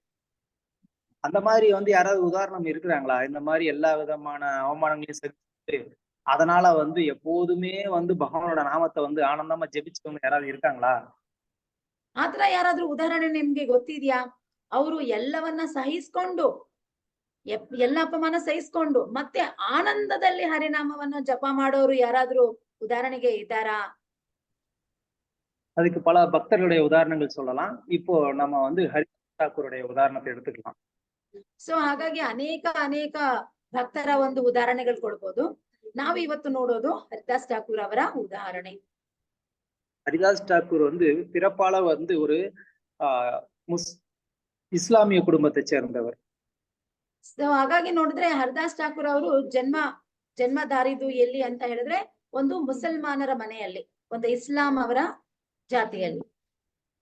ஆனா அவருக்கு வந்து ஹரிநாமத்தை ஜெபிப்பதுலதான் அவருக்கு அதிகமான சுவை. ಆದ್ರೆ ಅವರು ಮುಸಲ್ಮಾನ ಮನೆಯಲ್ಲಿ ಹುಟ್ಟಿದ್ರು ಕೂಡ ಹರಿನಾಮದ ಮೇಲೆ ಅವ್ರಿಗೆ ಅಷ್ಟೊಂದು ರುಚಿ ಇತ್ತು. ಹರಿನಾಮದ ಮೇಲೆ ಅನೇಕ ರುಚಿ ಇತ್ತು ಅವ್ರಿಗೆ. அவரை வந்து பலரும் வந்து கிண்டல் பண்ணுவாங்க, இவன் வந்து ஒரு முசல்மான், இவன் வந்து சும்மா நடிக்கிறான் அப்படின்லாம் வந்து அவரை வந்து கேலி கிண்டல் எல்லாம் பண்ணுவாங்க. ಸೊ ಸುಮಾರು ಜನ ಹರಿದಾಸ್ ಠಾಕೂರ್ ಹರಿನಾಮವನ್ನ ಜಪ ಮಾಡೋದನ್ನ ನೋಡಿದ್ರೆ ಸುಮಾರು ಜನ ಅವನನ್ನ ಗೇಲಿ ಮಾಡ್ತಿದ್ರು, ಹೇಳ್ತಾ ಇದ್ರು, ಇವನ್ ಸುಮ್ನೆ ನಟನೆ ಮಾಡ್ತಾ ಇದ್ದಾನೆ, ಸುಮ್ನೆ ಇವನು ಶೋಕಿ ಮಾಡ್ತಾ ಇದ್ದಾನೆ, ಹರೇ ಕೃಷ್ಣ ಮಹಾಮಂತ್ರ ಜಪ ಮಾಡೋ ತರ ಶೋಕಿ ಮಾಡ್ತಾ ಇದ್ದಾನೆ ಅಂತ ಹೇಳೋದುಂಟು. ஆனா அத்வைத ஆச்சாரியருக்கு ஹரிதாஸ் டாக்கூருடைய ஹிருதயம் புரியும். அதனால அத்வைத ஆச்சாரியர் எப்பயுமே அவரை வந்து ஒரு உயர்ந்த ஒரு வைஷ்ணவரா தான் கருதுவார். ಹಾಗಾಗಿ ನೋಡಿದ್ರೆ ಅದ್ವೈತ ಆಚಾರ್ಯರಿಗೆ ಹರಿದಾಸ್ ಠಾಕೂರ್ ಅವರ ಹೃದಯ ತುಂಬಾ ಚೆನ್ನಾಗಿ ಗೊತ್ತಿತ್ತು. ಅವ್ರಿಗೆ ಗೊತ್ತಿತ್ತು ಇವ್ರು ಎಷ್ಟು ಉತ್ತಮವಾದ ಭಕ್ತರು, ಯಾವ ತರ ಅವ್ರು ಹರಿನಾಮ ಜಪ ಮಾಡುತ್ತಾರೆ ಅಂತ ಹೇಳಿ ಅದ್ವೈತ ಆಚಾರ್ಯರಿಗೆ ಹರಿದಾಸ್ ಠಾಕೂರ ಬಗ್ಗೆ ಅನೇಕ ವಿಷಯಗಳು ಗೊತ್ತಿತ್ತು. ஏன்னா ஹரிதாஸ் டாக்கூர் வந்து மத்தவங்க வந்து கேலி கிண்டல் பண்ணும்போது ஹரிதாஸ் டாக்கூர் அதை வந்து ஏத்துப்பாரு. ஆமா, கரெக்ட் தான். ஏன்னா நாம் வந்து ஒரு மிலேச்சன்னு சொல்றாங்க, இதுல என்ன தப்பு இருக்கு அப்படின்னு அவர் அதை வந்து ஏத்துப்பாரு. ಸೊ ಹರಿದಾಸ್ ಠಾಕೂರ್ ಅವರು ಬೇಜಾರ್ ಮಾಡ್ಕೊಳ್ತಾ ಇರ್ಲಿಲ್ಲ, ಸಿಟ್ಟು ಮಾಡ್ಕೊಳ್ತಾ ಇರ್ಲಿಲ್ಲ, ಕೋಪ ಮಾಡ್ತಾ ಇರ್ಲಿಲ್ಲ. ಯಾರಾದ್ರೂ ಅವರನ್ನ ಗೇಲಿ ಮಾಡಿದ್ರೆ ಅವ್ರು ಅದನ್ನ ಹೌದು ನಿಜಾನೇ, ನಾನೊಬ್ಬ ಮಿಲೀಚನೆ, ಕರೆಕ್ಟ್, ನೀವ್ ಹೇಳೋದೆಲ್ಲ ನಿಜ ತಾನೆ ಅಂತ ಅವರನ್ನ ಅದನ್ನ ಸ್ವೀಕರಿಸ್ಕೊಳ್ತಾ ಇದ್ರು. அவர் தன்னை உண்மையிலேயே வந்துட்டு ஒரு மிலேச்சனா கருதி அவர் வந்து கோவிலுக்கு உள்ளுக்குள்ள கூட போக மாட்டாரு. ಸೊ ಅವ್ರು ಮಿಲೀಚನಾಗಿರೋದ್ರಿಂದ ಅವರು ದೇವಾಲಯ ಒಳಗೆ ಕೂಡ ಹೋಗ್ತಾ ಇರ್ಲಿಲ್ಲ ಹರಿದಾಸ್ ಠಾಕೂರ್. ஆனா ஹரிதாஸ் டாக்கூருடைய அந்த பணிவும் அந்த சகிப்புத்தன்மையும் பகவான அவரை தேடி வர வச்சது. ಆದ್ರೆ ಹರಿದಾಸ್ ಠಾಕೂರ್ ಅವರ ವಿನಮ್ರತೆ ಆಗಿರ್ಲಿ, ಸಹನತೆ ಆಗಿರ್ಲಿ, ಆ ಗುಣಗಳಿಂದ ಮೆಚ್ಚಿದ ಭಗವಂತ ಹರಿದಾಸ್ ಠಾಕೂರನ ಹುಡುಕುತ್ತಾ ಹರಿದಾಸ್ ಠಾಕೂರ್ ಹತ್ರ ಬರ್ತಾ ಇದಾರಂತೆ. சோ ஹரிதாஸ் டாக்கூர் வந்து பூரி ஜெகநாத் கோவில் பக்கத்துலதான் இருந்தாரு. ஆனாலும் அவர் வந்து ஜெகநாதரை வந்து போய் சேவிக்கல. ஆனா அதே ஜெகநாதர் சைத்தன்ய மகாபிரபுடைய ரூபத்துல தினமும் வந்து அவருடைய அந்த குடிசைக்கு வந்து அவரை பார்த்துட்டு போவார். ಸೊ ಹಾಗಾಗಿ ಹರಿದಾಸ್ ಠಾಕೂರ್ ಅವರು ಜಗನ್ನಾಥ್ ಪುರಿಯಲ್ಲಿ ಇರ್ಬೇಕಾದ್ರೆ ದೇವಸ್ಥಾನಕ್ಕೆ ಹತ್ರದಲ್ಲೇ ಇದ್ರು, ಆದ್ರೆ ದೇವಸ್ಥಾನ ಒಳಗಡೆ ಹೋಗ್ತಾ ಇರ್ಲಿಲ್ಲ. ಸೊ ದರ್ಶನ ಮಾಡ್ತಾ ಇರ್ಲಿಲ್ಲ, ಜಗನ್ನಾಥ್ ದರ್ಶನ ಆಗ್ತಾ ಇರ್ಲಿಲ್ಲ. ಆದ್ರೆ ಆ ಹರಿದಾಸ್ ಠಾಕೂರ್ಗೋಸ್ಕರ ಸಾಕ್ಷಾತ್ ಜಗನ್ನಾಥ ಚೈತನ್ಯ ಮಹಾಪ್ರಭು ರೂಪದಲ್ಲಿ ದಿನ ನಿತ್ಯ ಹೋಗಿ ಹರಿದಾಸ್ ಠಾಕೂರ ಮನೆಯಲ್ಲಿ ಅವರ ಗುಡಿಸಲಿನಲ್ಲಿ ಹರಿದಾಸ್ ಠಾಕೂರ್ಗೆ ಆ ಒಂದು ದರ್ಶನವನ್ನ ನೀಡ್ತಾ ಇದ್ರು. அது மட்டும் இல்ல, ஹரிதாஸ் டாக்கூருடைய அந்த ஜபத்தினுடைய அந்த ஒரு குவாலிட்டி அதை பார்த்து ಚೈತನ್ಯ ಮಹಾಪ್ರಭು ಅವರಿಗೆ ನಾಮ ಆಚಾರ್ಯರ್ನು ಪಟ್ಟಮೇ ಕೊಡ್ತಾರೆ. ಸೊ ಹಾಗಾಗಿ ನೋಡಿದ್ರೆ ಹರಿದಾಸ್ ಠಾಕೂರ್ ಅವರು ಮಾಡುವ ಜಪವನ್ನ ನೋಡ್ತಾ ಚೈತನ್ಯ ಮಹಾಪ್ರಭುಗೆ ಆ ಶುದ್ಧತೆ, ಆ ದೃಢತನ, ಆ ಹರಿನಾಮದ ರುಚಿ ಅದನ್ನೆಲ್ಲ ನೋಡಿದ ನಂತರ ಚೈತನ್ಯ ಮಹಾಪ್ರಭುಗೆ ಹರಿದಾಸ್ ಠಾಕೂರ್ಗೆ ಏನ್ ಹೆಸರು ನೀಡಿದೆ ಅಂದ್ರೆ ನಾಮ ಆಚಾರ್ಯ ಅಂತ ಹೆಸರು ಕೊಟ್ರಂತೆ. அவர் எப்படி நாம ஆச்சாரியர் ஆனாரு? ஏன்னா அவர்கிட்ட இருந்த அந்த ஒரு பணிவும் சகிப்புத்தன்மையும் தான் வந்து என்னாச்சு, அவரை வந்து நாமாச்சாரியரா ஆக்குனது. ಸೊ ಹರಿದಾಸ್ ಠಾಕೂರ್ವನ್ನ ನಾಮಾಚಾರ್ಯ ಅಂತ ಆ ಒಂದು ಪಟ್ಟ ಅವ್ರಿಗೆ ಹೇಗ್ ಬಂದಿದೆ, ಆ ಹೆಸರು ಹೇಗೆ ಅವ್ರಿಗೆ ಸಿಕ್ಕಿದೆ ಅಂತ ಹೇಳಿದ್ರೆ ಅವರ ಸಹನತೆ ಮತ್ತು ಅವರ ವಿನಮ್ರತೆವೇ ಕಾರಣ. அதே மாதிரி பகவான் கிருஷ்ணர் இந்த உலகத்தை விட்டு போகும்போது விதுரரை வந்து ஞாபகம் வச்சுக்கிட்டார். நம்ம எல்லாரும் வந்துட்டு மரண தருவாயில நம்ம பகவானை நினைவு வச்சுக்கணும்னு வந்து நம்ம முயற்சி பண்ணிருக்கோம். ஆனா பகவான் அவர் இந்த உலகத்தை விட்டு போகும்போது என் பக்தன் விதுரன் ரொம்ப நல்லவனாச்சு, அவனை பார்க்க முடியலையே அப்படின்னு விதுரனை வந்து அவர் நினைச்சுக்கிட்டாரு. ಸೊ ಯಾವಾಗ್ಲೂ ಒಬ್ಬ ಸಾಯ್ಬೇಕಾದ್ರೆ, ಒಬ್ಬ ಭಕ್ತ ಸಾಯ್ಬೇಕಾದ್ರೆ ಅವನು ನಾನ್ ಭಗವಂತನ ನೆನ್ಸ್ಕೋಬೇಕು, ಭಗವಂತನ ನೆನಪಲ್ಲಿ ಸಾಯ್ಬೇಕು ಅಂತ ಅನ್ಸ್ಕೊಂಡ್ರೆ, ಇಲ್ಲಿ ಕೃಷ್ಣ ತನ್ನ ಲೀಲೆಗಳನ್ನ ಮುಗಿಸಿಕೊಂಡು ಆಧ್ಯಾತ್ಮಿಕ ಲೋಕ, ಅವನ ಲೋಕಕ್ಕೆ ಹೋಗ್ಬೇಕಾದ್ರೆ ಅವನು ಯೋಚನೆ ಮಾಡಿದಂತೆ, ಆಹಾ ವಿದುರನ್ ತರ ಒಂದು ಒಳ್ಳೆ ಭಕ್ತನನ್ನ ನಾನು ಈ ಲೋಕ ಬಿಡ್ಬೇಕಾದ್ರೆ ನೋಡಕ್ ಆಗ್ಲಿಲ್ವಲ್ಲ ಅಂತ ಹೇಳಿ ಭಗವಂತ ವಿದುರನನ್ನ ನೆನೆಸ್ಕೊಂಡು ಅವರು ಈ ಲೋಕವನ್ನ ಬಿಟ್ರಂತೆ. இப்போ பகவான் ஏன் வந்து விதுரனை நினைக்கிறாரு? அவர் யாராவது அவருடைய பிரியமான ராணியர்களை நினைச்சிருக்கலாம். ஆனா அவர் வந்து விதுரனை தான் நினைச்சாரு. ஏன்னா விதுரனுடைய அந்த ஒரு பணிவும் சகிப்புத்தன்மையும் பகவான அவர் வந்து இந்த உலகத்தை விட்டு போகக்கூடிய தருணத்துல நினைக்க வச்சது. ಸೊ ಹಾಗಾಗಿ ನೋಡಿದ್ರೆ ಭಗವಂತ ನೆನ್ಸ್ಕೊಂಡಿದ್ರೆ ಅವ್ರ 16,108 ಹೆಂಡತಿಗಳನ್ನ ನೆನ್ಸ್ಕೊಬಹುದಾಗಿತ್ತು, ಇಲ್ಲ ಅವರ ಮಕ್ಕಳನ್ನ ಮೊಮ್ಮಕ್ಕಳನ್ನ ನೆನ್ಸ್ಕೋಬಹುದಾಗಿತ್ತು. ಬಟ್ ಕೃಷ್ಣನಿಗೆ ಆವಾಗ ಆ ಸಮಯದಲ್ಲಿ ನೆನಪು ಬಂದಿದ್ದು ಬರೀ ವಿದುರನ ಮಾತ್ರ. ಆ ವಿದುರನ ನೆನ್ಸ್ಕೊಳಕ್ ಕಾರಣ ವಿದುರನಿಗೆ ಇದ್ದ ಒಂದು ಸಹನೆ ಮತ್ತು ಅವನ ಒಂದು ವಿನಮ್ರತೆವೇ ಕಾರಣ ಆಗಿತ್ತು. ಆ ಒಂದು ಅಂತಿಮ ಘಟ್ಟದಲ್ಲಿ ಕೃಷ್ಣನಿಗೆ ವಿದುರನ ಜ್ಞಾಪಕ ಬಂದಿತ್ತಂತೆ. அதனால இந்த தரோர் அபி சகிஷ்ணுனா அப்படிங்கிறது ஒரு பக்தனுக்கு ரொம்ப ரொம்ப முக்கியமான ஒரு குணம்ங்கிறத நம்ம வந்து புரிஞ்சுக்கணும். ಸೊ ಇದರಿಂದ ನಮ್ಗೆ ಏನ್ ಅರ್ಥ ಆಗ್ತಾ ಇದೆ ಅಂತ ಹೇಳಿದ್ರೆ, ಒಬ್ಬ ಭಕ್ತನಿಗೆ ತರೋರಪಿ ಸಹಿಷ್ಣುನ ಎಷ್ಟು ಒಳ್ಳೆಯ ಗುಣ ಒಬ್ಬನಲ್ಲಿ ಇರ್ಬೇಕು ಎಂಬುದು ನಮಗೆ ಅರ್ಥ ಆಗುತ್ತೆ. அதாவது பொறாமை இல்லாத தூய கருணை. ಇದರಿಂದ ಏನ್ ಅರ್ಥ ಅಂದ್ರೆ, ಯಾರ ಮೇಲೇನು ಯಾವುದೇ ವಿಧವಾದ ದ್ವೇಷವಿಲ್ಲದ ಕರುಣೆ ಎಂಬುದೇ ಅರ್ಥ. ಅಸೂಯೆ ಇಲ್ಲದ ಕರುಣೆ. அந்த நிலையை நாம அடைஞ்சிட்டோம்னா நாம கீர்த்தனியா சதாகரி, எப்போதும் பகவானுடைய நாமத்தை நம்ம ஜெபிச்சு ஆனந்தமா இருக்க முடியும். ಈ ತರ ಯಾರೊಬ್ರು ಮಾಡ್ತಾರೋ ಅವ್ರಿಗೆ ಕೀರ್ತನೆಯ ಸದಾಹರಿಹಿ, ಭಗವಂತನ ನಾಮವನ್ನ ನಿರಂತರವಾಗಿ ಜಪಿಸಬಹುದು. நெக்ஸ்ட் வந்து அமானி. அமானி அப்படின்னு சொன்னா பக்தி வினோத் டாக்கூர் இதய தூய்மை அப்படின்னு வந்து அர்த்தம் கொடுக்குறாரு. நேரடியான அர்த்தம் வந்து கர்வம் இல்லாமல் இருத்தல்னு அர்த்தம். ಓಕೆ. ಸೊ ನೆಕ್ಸ್ಟ್ ಬಂದು ನೋಡಿದ್ರೆ ಅಮಾನಿ ಅಂತ ಹೇಳಲಾಗತ್ತೆ. ಅಮಾನಿಗೆ ಒಂದು ಏನ್ ಅರ್ಥ ಆಗತ್ತೆ ಅಂದ್ರೆ, ಯಾವಾಗ್ಲೂ ಹೃದಯ ಶುದ್ಧತೆ ಇರುವವನು ಎಂಬ ಅರ್ಥ ಆಗುತ್ತೆ. ಬಟ್ ಅದಕ್ಕೆ ಒಂದು ನೇರ ಅರ್ಥ ಹೇಳ್ಬೇಕು ಅಂತ ಹೇಳಿದ್ರೆ, ಯಾರಿಗೆ ಗರ್ವವಿಲ್ಲವೋ ಅಂತ ಅರ್ಥ ಆಗತ್ತೆ. ಗರ್ವವಿಲ್ಲವೋ. ஸோ இதுல இந்த இதய தூய்மை அப்படின்னா என்ன, கர்வம் இல்லாமல் இருத்தல்னா என்ன அப்படிங்கறத நம்ம வந்து பார்க்கலாம். ಸೊ ಇವಾಗ ನಾವು ಹೃದಯ ಪರಿಶುದ್ಧತೆ ಮತ್ತು ಗರ್ವವಿಲ್ಲದೆ ಎಂಬುದನ್ನ ಹೇಗೆ ಅರ್ಥ ಮಾಡ್ಕೊಳ್ಳೋದು ಅನ್ನೋಣ ಇವಾಗ ನೋಡೋಣ. பொதுவா ஒருத்தருக்கு வந்து இந்த கர்வம் வருவதற்கான காரணம், அடிப்படை காரணம் என்ன? ಸೊ ಒಬ್ರಿಗೆ ಸಾಮಾನ್ಯವಾಗಿ ಗರ್ವ ಏನಕ್ ಬರುತ್ತೆ? ஒருத்தருக்கு கர்வம் வருவதற்கான அடிப்படை காரணம் என்னன்னு குந்தி மகாராணி வந்து சொல்றாங்க. முதல் ஸ்கந்தம் 8வது அத்தியாயம் 26வது ஸ்லோகத்துல, ஜன்ம ஐஸ்வர்ய சுத ஸ்ரீவீர் ஏதமான மதப்புமான் நைவார்கதி அபிதாதும்பை வாமகிஞ்சன கோச்சரம். அதாவது ஜன்ம பிறப்பு, அப்புறம் என்ன ஜென்ம ஐஸ்வர்யம்னா செல்வம், அதுக்கப்புறம் என்ன ஸ்ருத படிப்பு, ஸ்ரீபீர் செல்வம். இது எல்லாம் அதாவது இல்ல உயர்ந்த குலத்துல வந்து ஸ்ருதனை படிப்பு, ஸ்ரீபீர்னா அழகு.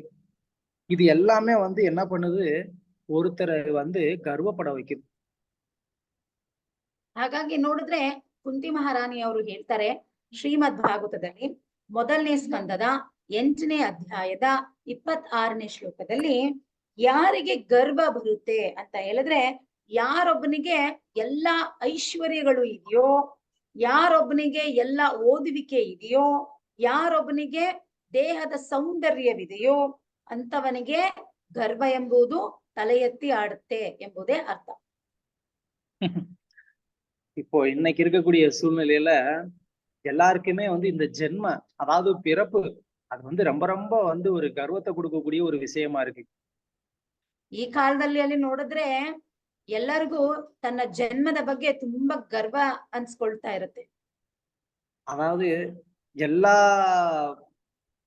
காஸ்ட் அவங்க எல்லாருமே நாங்க தான் வந்து மன்னர் பரம்பரைன்னு சொல்லிட்டு இருக்காங்க. எல்லாருமே மன்னர் பரம்பரைன்னா அப்ப யாருதான்டா வந்து சேவை பண்ணது? ಸೊ ಎಲ್ಲರದ್ದು ಜಾತಿ ಇರುತ್ತಲ್ವಾ, ಎಲ್ಲರೂ ತನ್ನ ಜಾತಿಯ ಮೇಲೆ ತುಂಬಾ ಹೆಮ್ಮೆಗೊಳ್ತಾರೆ. ನಾನು ಈ ಜಾತಿಯಲ್ಲಿ ಹುಟ್ಟಿದವನು, ನಾ ಈ ಜಾತಿಗೆ ಸೇರಿದವನು ಅಂತ ಹೇಳಿ. ಸೊ ಎಲ್ಲರೂ ತನ್ನನ್ನ ಒಬ್ಬ ರಾಜನಾಗಿ ಅನಿಸ್ಕೊಂಡ್ರೆ ಅವಾಗ ಸೇವಕರು ಅಂತ ಯಾರಿರ್ತಾರೆ ಈ ಭೂಮಿ ಮೇಲೆ? ஒரு காலகட்டத்திலயும் ஏதோ ஒருத்தர் வந்து ஒரு ராஜாவா இருப்பாரு. ஃபார் எக்ஸாம்பிள் சும்மா சொல்றேன், யாரும் என் மேல வந்து கேஸ் போட்டுறாதீங்க. ஒரு ரெட்டி வந்து ஒரு ராஜாவா இருந்திருப்பாரு. உடனே வந்து அவங்க வந்து என்ன பண்ணுவாங்க, நாங்கெல்லாம் ஆண்ட பரம்பரை, நாங்கெல்லாம் மன்னர் பரம்பரை அப்படிம்பாங்க. அது மாதிரி எல்லா காஸ்ட்லயும் எப்பயாவது யாராவது ஒருத்தர் வந்து ராஜாவா இருந்திருப்பாரு. அப்ப எல்லாருமே நாங்களும் ஆண்ட பரம்பரைன்னா அப்ப யாருதான் சேவை பண்ணா? ಸೊ ಹಾಗಾಗಿ ನನ್ ಮೇಲೆ ಯಾರಾದ್ರೂ ಕೇಸ್ ಮಾತ್ರ ಹಾಕ್ಬಿಡ್ಬೇಡಿ. ಜಸ್ಟ್ ಒಂದು ಉದಾಹರಣೆ ಕೊಡ್ತಾ ಇದ್ದೀನಿ. ನಾನು ಒಬ್ಬ ರೆಡ್ಡಿ ಜಾತಿಯಲ್ಲಿ ಹುಟ್ಟಿದ್ದೀನಿ ಅಂತ ಹೇಳಿದ್ರೆ ನಾನ್ ಹೇಳ್ಬೋದು, ನಮ್ ಫ್ಯಾಮಿಲಿ ಎಲ್ಲ ಏನೋ ರಾಜ್ಯ ಆಳಿದ ಪರಂಪರೆ, ನಮ್ದು ಪರಂಪರೆ ಎಲ್ಲ ಹೇಳಿದ್ರೆ ನಾವೆಲ್ಲ ರಾಜ್ಯವನ್ನ ಆಳಿದವರು, ನಾವೆಲ್ಲ ಶ್ರೀಮಂತರು ಅಂತ ಹೇಳಿ ನಮ್ಮನ್ನ ನಾವು ಹೆಮ್ಮೆಗೊಳಿಸ್ತೀವಿ. ಎಲ್ರೂ ರಾಜ ಪರಂಪರೆ ಆಗ್ಬಿಟ್ರೆ ಇಲ್ಲಿ ಸೇವೆ ಮಾಡಕ್ ಯಾರು ಉಳ್ದಿದೀವಿ ಅಂತ ಪ್ರಭು ಕೇಳ್ತಾ ಇದ್ದಾರೆ. ஸோ எதுக்கு சொல்ல வந்தேன்னா, எல்லாருக்குமே அவங்க அவங்களுடைய அந்த ஒரு எந்த ஒரு ஜாதியில பிறந்திருக்காங்களோ அந்த ஜாதியோடைய கர்வம் அவங்க எல்லாருக்குமே இருக்கு. ಸೊ ಹಾಗಾಗಿ ನೋಡ್ಬೇಕಾದ್ರೆ ಯಾರ್ಯಾರು ಯಾವ ಜಾತಿಯಲ್ಲಿ ಹುಟ್ಟಿದಾರಲ್ಲ ಅವ್ರವ್ರ ಜಾತಿ ನೆನ್ಸ್ಕೊಂಡು ಅವ್ರಿಗೆ ಅದ್ರ ಮೇಲೆ ತುಂಬಾ ಹೆಮ್ಮೆ ಗರ್ವ ಜಾಸ್ತಿ ಇದೆ. ஆனா பக்தர்கள் அப்படியே அதுக்கு டைரக்டா ஆப்போசிட். ಆದ್ರೆ ಭಕ್ತರು ಎಕ್ಸಾಕ್ಟ್ಲಿ ಅದಕ್ಕೆ ವಿರುದ್ಧವಾಗಿರ್ತಾರೆ.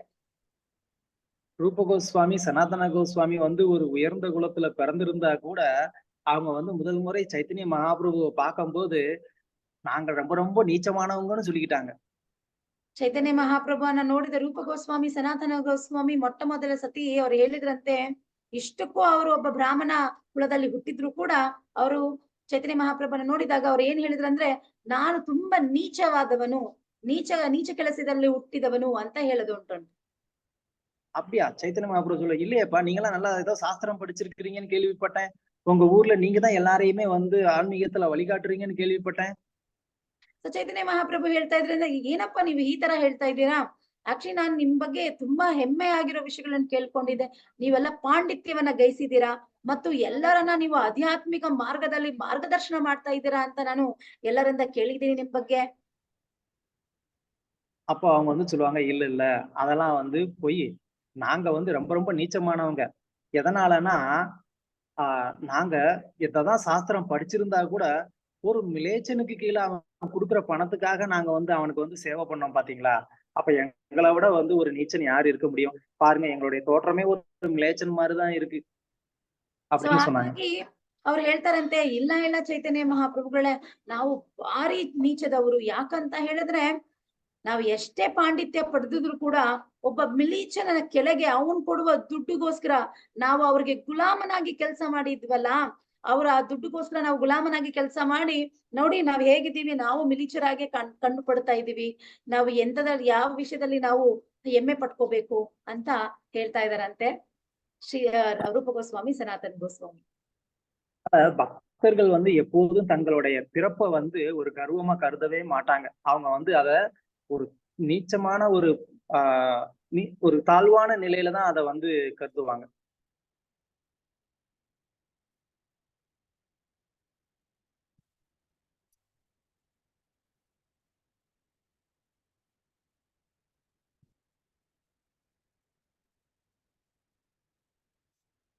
ವೆರಿ ಸಾರಿ ಪ್ರಭು.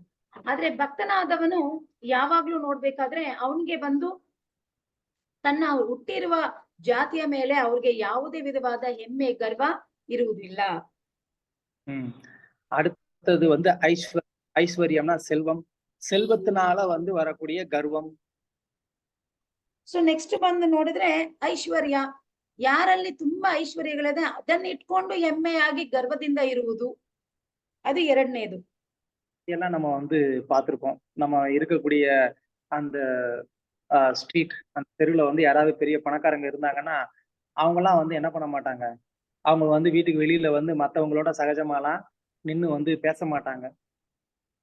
ಯಾರು ತುಂಬಾ ಧನವಾನ್ ಇರ್ತಾರಲ್ಲ, ಸಂಪತ್ತೊಂದವರು, ಅವರಾಗಿ ಸಾಮಾನ್ಯವಾಗಿ ಮನೆ ಹೊರಗಡೆ ಬಂದು ಎಲ್ಲರ ಹತ್ರನು ಮಾತು ಕೊಟ್ಟು ಮಾತಾಡೋರಲ್ಲ. ஏன், நாங்கெல்லாம் பணக்காரங்க, நீங்க எல்லாம் வந்து ஏழைங்க, அதனால உங்க கூட வந்து நாங்க வந்து என்ன பண்ண மாட்டோம், சமமாலாம் பேசி பழக மாட்டோம். ಸೊ ನಾವೇನ್ ಮಾಡ್ತೀವಿ ಅಂತ ಹೇಳಿದ್ರೆ, ನಾವೆಲ್ಲ ಶ್ರೀಮಂತರು, ಹಾಗಲ್ಲ ನಾವು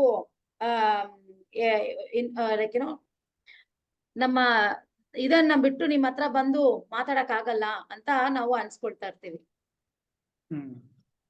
ஆனா தூய பக்தர்கள் வந்து அப்படியே அதுக்கு டைரக்ட் ஆப்போசிட்.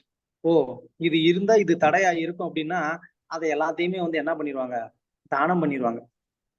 ಸೊ ಉತ್ತಮ ಭಕ್ತರು ಏನ್ ಮಾಡ್ತಾರೆ ಅಂತ ಹೇಳಿದ್ರೆ, ಓ ನನ್ ಶ್ರೀಮಂತಿಕೆನೆ ನನ್ ಭಕ್ತಿಗೆ ತಡೆಯಾಗಿದ್ಯಾ ಅಂತ ತಿಳ್ಕೊಂಡು ಅವ್ರ ಏನ್ ಮಾಡ್ತಾರೆ, ತನ್ನ ದನ ಏನು ಇದೆಯಲ್ಲ ಕಂಪ್ಲೀಟ್ ಅವ್ರದ್ದು ಆಸ್ತಿ ಪಾಸ್ತಿ ಎಲ್ಲ ದಾನ ಕೊಟ್ಬಿಟ್ಟು ಅವ್ರ ಭಕ್ತಿ ಮಾರ್ಗಕ್ಕೆ ಹೋಗ್ಬಿಡ್ತಾರೆ.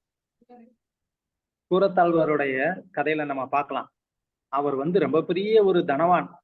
காஞ்சிபுரத்துக்கு பக்கத்துல குப்பூரம்னு ஒரு கிராமம் தான் அவருடைய சொந்த ஊர். ಸೊ ದಕ್ಷಿಣ ಭಾರತದಲ್ಲಿ ಕೂಳತ್ತಾಳ್ವಾರ್ ಅಂತ ಒಬ್ಬ ಆಳ್ವಾರ್ ಇದ್ರು. ಅವರು ಮುಪ್ಪೂರು ಎಂಬ ಊರಿನಲ್ಲಿ ಇದ್ದವರು. கூரம் ಕುರಂ ಪ್ರಭು, கூரம் ಕೂರಂ ಕೂರಂ ಕೂರಂ ಎಂಬ ಊರಿನಲ್ಲಿ ಅವರು ಇದ್ದಿದ್ರು. அவருக்கு வந்து பெரிய அரண்மனை இருக்கு. அந்த கதவை வந்து பூட்டினா அங்க பூட்டின பெல்லோடைய சவுண்ட் வந்து காஞ்சிபுரத்துல இருக்கக்கூடிய வரதராஜருக்கு காது கேட்குமா. அப்போ வந்து சொல்லுவாராம், யாரோ ஒரு பெரிய பணக்காரர் இருக்கிறாரு போல, ಅವ್ರ வீட்டு கதவை பூட்டுறாங்க அப்படின்னு சொல்லி வரதராஜர் சொல்லிக்குவாராம். ಅವಾಗ ನೋಡಿದ್ರೆ ಈ ಕೂರತ್ತಾಳ್ವಾರ್ ಅವರ ಮನೆಯ ಒಂದು ಬಾಗಿಲಿದೆಯಲ್ಲ, ಆ ಬಾಗಿಲನ್ನ ಮುಚ್ಚಿದಾಗ ಅವಾಗ ಆ ಭಗವಂತನ ದೇವಸ್ಥಾನದಲ್ಲಿ ಭಗವಂತ ಮಾತಾಡ್ತಾರಂತೆ, ಈ ತರ ಯಾರೋ ಈ ಊರಿನಲ್ಲಿ ದೊಡ್ಡ ಶ್ರೀಮಂತನಾಗಿದ್ದಾನೆ, ಅವರ ಮನೆ ಬಾಗಿಲು ಯಾರೋ ಮುಚ್ತಾ ಇದ್ದಾರೆ ಅಂತ ಅವ್ರು ಮಾತಾಡ್ತಾರಂತೆ. இந்த விஷயம் வந்து கூரத்தாழ்வார் கேள்விப்பட்டு, பகவான் என்னைய வந்து ஏதோ செல்வந்தன்னு சொல்லி என்னைய தள்ளி வச்சிருவாரோ அப்படின்னு சொல்லி பயந்து கூரத்தாழ்வார் தன்னுடைய எல்லா சொத்துக்களையும் வந்து தானம் பண்ணிட்டு அவர் வந்து ಶ್ರೀರಂಗத்துக்கு வந்துட்டு ರಾಮಾನುಜரை வந்து பாக்குறதுக்கு கிளம்பಿ போயிட்டாரு. ಸೊ ಕೂರತ್ತಾಳ್ವಾರ್ಗೆ ಗೊತ್ತಾಯ್ತು, ಈ ತರ ಭಗವಂತ ನನ್ ಬಗ್ಗೆ ಚರ್ಚೆ ಮಾಡ್ತಾ ಇದ್ದಾರೆ ಅಂದ್ರೆ, ಎಲ್ಲಿ ನನ್ನ ಆಸ್ತಿಯನ್ನ ಮುಂದಿಟ್ಟು ಭಗವಂತ ನನ್ ಮೇಲೆ ಇರುವ ಆ ಸಂಬಂಧವನ್ನ ಬಿಡಿಸ್ಕೊಂಡ್ಬಿಡ್ತಾರೋ, ನನ್ನನ್ನ ಅವ್ರ ನೋಡಕ್ಕೆ ಒಪ್ಪಿಸೋದಿಲ್ವೋ ಅಂತ ಹೇಳಿ ಅವ್ರೇನ್ ಮಾಡಿದ್ರು, ತನ್ನದೆಲ್ಲ ಎಲ್ಲಾ ಆಸ್ತಿ ಪಾಸ್ತಿಗಳೆಲ್ಲ ದಾನ ಮಾಡ್ಬಿಟ್ಟು ತನ್ನ ಗುರುವಾದ ರಾಮಾನುಜನ್ ನೋಡಕ್ಕೆ ಕೂರತ್ತಾಳ್ವಾರ್ ಹೋಗ್ಬಿಡ್ತಾರಂತೆ. சோ பக்தர்கள் வந்து அந்த செல்வத்தை முடிந்தா பகவானுடைய சேவையிலையும் பக்தருடைய சேவையிலையும் ஈடுபடுத்துவாங்க. அப்படி இல்ல, அது வந்து தங்களுடைய பக்திக்கு தடங்களா இருக்குன்னா அதை தியாகம் பண்றதுக்கு அவங்க வந்து தயங்க மாட்டாங்க. ಸೊ ಹಾಗಾಗಿ ನೋಡಿದ್ರೆ ಒಬ್ಬ ಭಕ್ತ ಏನ್ ಮಾಡ್ತಾನೆ ಗೊತ್ತಾ, ತನ್ನ ಆಸ್ತಿ ಒಂದು ತಡೆಯಾಗಿದೆ ಅಂತ ಹೇಳಿದ್ರೆ ಅವ್ನು ಅದನ್ನೆಲ್ಲ ತ್ಯಾಗ ಮಾಡಿ ಅವ್ನ್ ಭಗವಂತನ ಸೇವೆಯಲ್ಲಿ ಹೋಗ್ಬಿಡ್ತಾನೆ. ಅಥವಾ ಆ ಒಂದು ಸಂಪತ್ತನ್ನ ಇಟ್ಕೊಂಡು ಭಗವಂತನ ಸೇವೆಯಲ್ಲೇ ಉಪಯೋಗಿಸ್ತಾನೆ ಒಬ್ಬ ಭಕ್ತನಾಗಿದ್ರೆ. ஓகே, ஸோ அது வந்து ஐஸ்வர்யம். அடுத்தது ஸ்ருதனா படிப்பு. ஸோ கல்வியினால ஒருத்தர் வந்து அதிகமா கர்வம் அடைகிறதையும் நம்ம வந்து பார்த்திருப்போம். ಸೊ ಹಾಗಾಗಿ சொல்லுங்க. ಸೊ ಹಾಗಾಗಿ ನೋಡ್ಬೇಕಾದ್ರೆ ಮೂರನೇದು ಬಂದು ವಿದ್ಯೆ, ಎಜುಕೇಶನ್. ಸೊ ಸಾಮಾನ್ಯವಾಗಿ ನೋಡಿದ್ರೆ ಜನರು ತನ್ನ ವಿದ್ಯೆಯನ್ನ ಇಟ್ಕೊಂಡು ಅವ್ರು ತುಂಬಾ ಗರ್ವದಲ್ಲಿ ಇರ್ತಾರೆ. ಓ ನಾನು ಇಷ್ಟೆಲ್ಲ ಓದಿದ್ದೀನಿ, ನಾನೊಬ್ಬ ಮೇಧಾವಿ ಅಂತ ಅವರು ಹೆಮ್ಮೆ ಪಡ್ಕೊಳ್ತಾರೆ ಅಂತ. ஈவன் இது பக்தர்களுக்கு இடையில கூட உண்டு. அந்த படித்த பக்தர்கள்லாம் படிக்காத பக்தர்களை வந்துட்டு அவங்க வந்து ரொம்ப இவங்கெல்லாம் வந்து சிம்பிள் டிவோட்டி அப்படின்னு சொல்லிடுவாங்க. ಸೊ ಇದು ಬರೀ ಹೊರಗಿನ ಲೋಕದಲ್ಲಿ ಮಾತ್ರ ಅಲ್ಲ, ಭಕ್ತರ ಸಂಘದಲ್ಲೂ ಇದು ನಡೀತಾ ಇರತ್ತೆ. ಯಾರು ತುಂಬಾ ಓದಿರ್ತಾರಲ್ವಾ, ಭೌತಿಕ ಎಜುಕೇಶನ್ ಮಾಡಿರ್ತಾರೆ, ಅವರು ಓದ್ದೇ ಇರುವ ಭಕ್ತರನ್ನ ನೋಡಿ ಇವರೆಲ್ಲ ಅಷ್ಟೇನು ಓದಿಲ್ಲ ಬಿಡಿ ಅಂತ ಹೇಳಿ ಅವರನ್ನ ತುಂಬಾ ತಿರಸ್ಕರಿಸ್ತಾರಂತೆ. நானே என் கண் கூட பார்த்திருக்கிறேன். ஒரு பௌதிகமா படித்த ஒரு பக்தர், ஒரு படிக்காத ஒரு பக்தர் இருக்கிறாரு. இந்த படிக்காத பக்தர் வந்து அவர் நல்லா வந்து சாஸ்திரங்களை வந்து கத்துக்க முயற்சி பண்றாரு, படிக்கிறதுக்கு முயற்சி பண்றாரு, பகவத்கீதை, பாகவதம் இதெல்லாம். அப்போ அந்த படித்த பக்தர் இவன்லாம் வந்து இதை படிச்சு என்ன பண்ண போறான் அப்படின்னு அவர் வந்து நினைக்கிறாரு. ಸೊ ನಾನು ನನ್ ಕಣ್ಮುಂದೆ ನಡೆದಿರುವ ಘಟನೆಯನ್ನು ನೋಡಿದೀನಿ. ಏನಪ್ಪಾ ಅಂತ ಹೇಳಿದ್ರೆ, ಒಬ್ಬ ಭಕ್ತ ಅವನ್ಗೆ ಓದ್ಲಿಕ್ಕೆ ಅಷ್ಟು ಇರ್ಲಿಲ್ಲ, ಆದ್ರೆ ವೇದಶಾಸ್ತ್ರಗಳನ್ನ ಮೇಲೆ ಅವನ್ಗೆ ತುಂಬಾ ಆಸಕ್ತಿ ಇತ್ತು, ಹೇಗಾದ್ರೂ ಕಲಿಬೇಕು ಅಂತ. ಅವಾಗ ಅಲ್ಲಿ ಇದ್ದ ಒಬ್ಬ ಭೌತಿಕವಾಗಿ ಓದಿರುವ ಭಕ್ತ ಅವನ್ ನೋಡ್ಬಿಟ್ಟು, ಇವರೆಲ್ಲ ಶಾಸ್ತ್ರ ಓದಿಲ್ಲ ಅಂತ ಯಾರ ಹತ್ರು, ಇವ್ರೇನ್ ಅಷ್ಟು ಓದ್ಬೇಕಾಗಿದ್ಯಾ ಅಂತ ಅವ್ರನ್ನ ಒಂಥರ ತೀಟೆ ಮಾಡಿದ್ರಂತೆ. அதுக்கு மேல அந்த படிக்காத பக்தர், அதாவது பௌதீக கல்வி இல்லாத அந்த பக்தர் இந்த ஆன்மீக சாஸ்திரங்களை வந்துட்டு நல்லா கத்துக்கிட்டு அவர் வந்து நல்ல முன்னேற்றம் அடைகிறத பார்த்தா அவங்களுக்கு அது பொறுக்காது. ಸೊ ಯಾವಾಗ ಈ ಓದುವಿಕೆ ಇಲ್ಲ ಅಲ್ಲ, ಆ ದಡ್ಡನಾಗಿರೋ ಭಕ್ತ ಪಾಪ ಅವ್ನ ಏನ್ ಮಾಡ್ತಾ ಇದ್ದಾನೆ, ತುಂಬಾ ಕಷ್ಟಪಟ್ಟು ಹೇಗಾದ್ರೂ ವೇದಶಾಸ್ತ್ರಗಳನ್ನ ಕಳಿಬೇಕು ಅಂತ ತುಂಬಾ ಆಸಕ್ತಿ ಇಟ್ಟು ಅವ್ನ್ ಕಲ್ತು ಅವರು ವೇದ ಶ್ಲೋಕಗಳನ್ನೆಲ್ಲ ಪಠಿಸೋದನ್ನ ನೋಡಿದಾಗ ಈ ಓದಿರೋ ಭಕ್ತನಿಗೆ ಹೊಟ್ಟೆ ಎಲ್ಲ ಉರಿತಾ ಇದೆ ಅಂತೆ. ಅಯ್ಯೋ ಏನಪ್ಪ ಇಷ್ಟು ಚೆನ್ನಾಗಿ ಇವನು ಓದ್ತಾ ಇದ್ದಾನೆ ಅಂತ.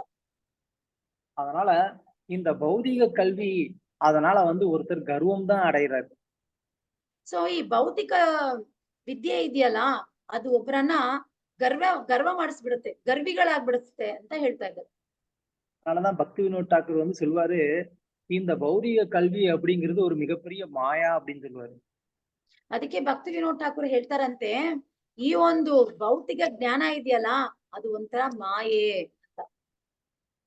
சோ அதனாலதான் இந்த அந்த கல்வியில வந்து என்ன நடக்கணும் அப்படின்னு கேட்டா சாணக்கிய பண்டிதர் சொல்றாரு, வித்யா ததாதி வினயம். இந்த வித்யால வந்து என்ன நடக்கணும், ஒருத்தருக்கு வந்து வினயம் வரணும் அப்படின்னு வந்து சொல்றாரு. ಸೊ ಹಾಗಾಗಿ ನೋಡ್ಬೇಕಾದ್ರೆ ಚಾಣಕ್ಯ ಪಂಡಿತರು ಏನ್ ನಮ್ಗೆ ಹೇಳ್ಕೊಡ್ತಾ ಇದಾರೆ ಅಂದ್ರೆ, ವಿದ್ಯಾ ತದಾದಿ ವಿನಯಂ ಅಂದ್ರೆ ಒಂದು ವಿದ್ಯೆ ಒಬ್ಬನಲ್ಲಿ ಹೇಗಿರ್ಬೇಕು ಅಂದ್ರೆ ವಿನಯವನ್ನ ಹೇಳ್ಕೊಡುವ ಹಾಗೆ ವಿದ್ಯೆ ಇರ್ಬೇಕು ಅಂತ ಅರ್ಥ. அந்த வினயம் என்ன பண்ணுது, அந்த வினயத்தினால ஒருத்தர் வினயம் வினய ததாதி பத்ரதாம். பத்ரதாம் அப்படின்னு சொன்னா அவருக்குள்ள நல்ல ஒரு குணங்களை வந்து ஏற்படுத்துதுன்னு அர்த்தம். ಸೊ ಹಾಗಾಗಿ ಚಾಣಕ್ಯ ಪಂಡಿತರು ಹೇಳ್ತಾರೆ, ವಿದ್ಯಾ ತದಾದಿ ವಿನಯಂ ಪವಿತ್ರತಾಂ ಅಂದ್ರೆ ಏನ್ ಅರ್ಥ ಅಂತ ಹೇಳಿದ್ರೆ, ಯಾರೊಬ್ನು ಈ ವಿದ್ಯವನ್ನ ಸರಿ ಮುಖಾಂತರವಾಗಿ ಅರ್ಥ ಮಾಡ್ಕೊಳ್ತಾನೋ ಅವನಲ್ಲಿ ಒಳ್ಳೆ ಗುಣಗಳು ಕಾಣಬಹುದು, ಉಂಟಾಗಬಹುದು ಎಂಬುದೇ ಅರ್ಥ. அதாவது வித்யா ததாதி வினயம், வித்தியினால வினயம் வருது, வினய ததாதி பத்ரதாம். பத்ரதாம்னா அவருக்கு நல்ல குணங்களை கொடுக்குது. பத்ரத்வ தனம் ஆப்னோதி, அந்த பத்ரத்வம் அது வந்து என்ன பண்ணுது, அந்த நல்ல குணங்கள் தனம் ஆப்னோதி அவருக்கு வந்துட்டு செல்வத்தை கொடுக்குது. ಸೊ ಇಲ್ಲಿ ಚಾಣಕ್ಯ ಪಂಡಿತರು ಏನ್ ಹೇಳ್ತಾ ಇದ್ರೆ ಅಂದ್ರೆ, ಒಂದು ವಿದ್ಯೆ ಒಬ್ಬನಿಗೆ ವಿನಯವನ್ನ ಹೇಳ್ಕೊಡ್ಬೇಕು, ಆ ವಿನಯದಿಂದ ಒಬ್ಬನಿಗೆ ಪತ್ರತಾಮ್ ಅಂದ್ರೆ ಗುಣಗಳನ್ನ ತುಂಬಿಸ್ಕೊಡ್ಬೇಕು. ಆ ಪತ್ರತಾಮ್ ಏನ್ ಮಾಡ್ಬೇಕು ಅಂತ ಹೇಳಿದ್ರೆ ಆಪ್ನೋತಿ ಒಬ್ಬನಿಗೆ ಐಶ್ವರ್ಯಗಳನ್ನ ಕೊಡುತ್ತೆ ಅಂತ ಹೇಳ್ತಾ ಇದ್ದಾರೆ. தனம் ஆப்னோதி, ಧನಂ ಆಪ್ನೋತಿ, ಸಾರಿ. சோ இப்படிதான் வந்து என்ன ஆகணும், ஒருத்தர் வந்து படிப்படியா வந்து வளர்ச்சி அடையணும். அதனால இந்த வித்தியை இருந்து வினயம் இல்லை அப்படின்னு சொன்னா, அந்த வினயம் இல்லாத வித்தியினால வரக்கூடிய அந்த ಐಶ್ವರ್ಯத்தினால அவருக்கு இன்னும் ಗರ್ವಂ ಜಾಸ್ತಿ ಆಗಿட்டே இருக்கும். ಸೊ ಅವಾಗ ಏನಾಗುತ್ತೆ ಅಂತ ಹೇಳಿದ್ರೆ, ಯಾರಿಗೆ ಈ ವಿದ್ಯಾದಿಂದ ವಿನಯ ಬಂದಿಲ್ವೋ, ವಿನಯ ಇಲ್ವೋ ಅವ್ರಿಗೇನಾಗತ್ತೆ, ಆ ಒಂದು ವಿದ್ಯೆದ ಮೇಲೆ ಗರ್ವ ಉಂಟಾಗತ್ತೆ. ಗರ್ವದಿಂದ ಬರುವ ಐಶ್ವರ್ಯದ ಮೇಲೆ ಹೆಮ್ಮೆ ಮತ್ತು ಅವರು ಏನ್ ಹೇಳುದು ಅದ್ಮೇಲೆ ಗರ್ವವನ್ನ ಪಡೆದು ಅವರು ಮಾಯೆಯಲ್ಲಿ ಹೋಗ್ತಾರೆ. ஸோ அதனால பக்தர் வந்து என்ன பண்ணணும்,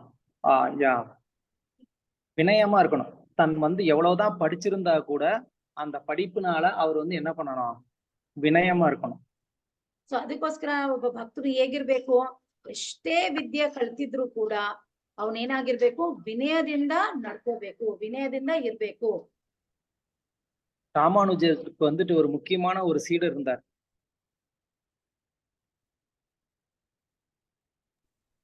ಸೊ ಶ್ರೀಪಾದ್ ರಾಮಾನುಜಾಚಾರ್ಯನು ಏನ್ ಹೇಳ್ತಾ ಇದ್ದಾರೆ ಅಂದ್ರೆ,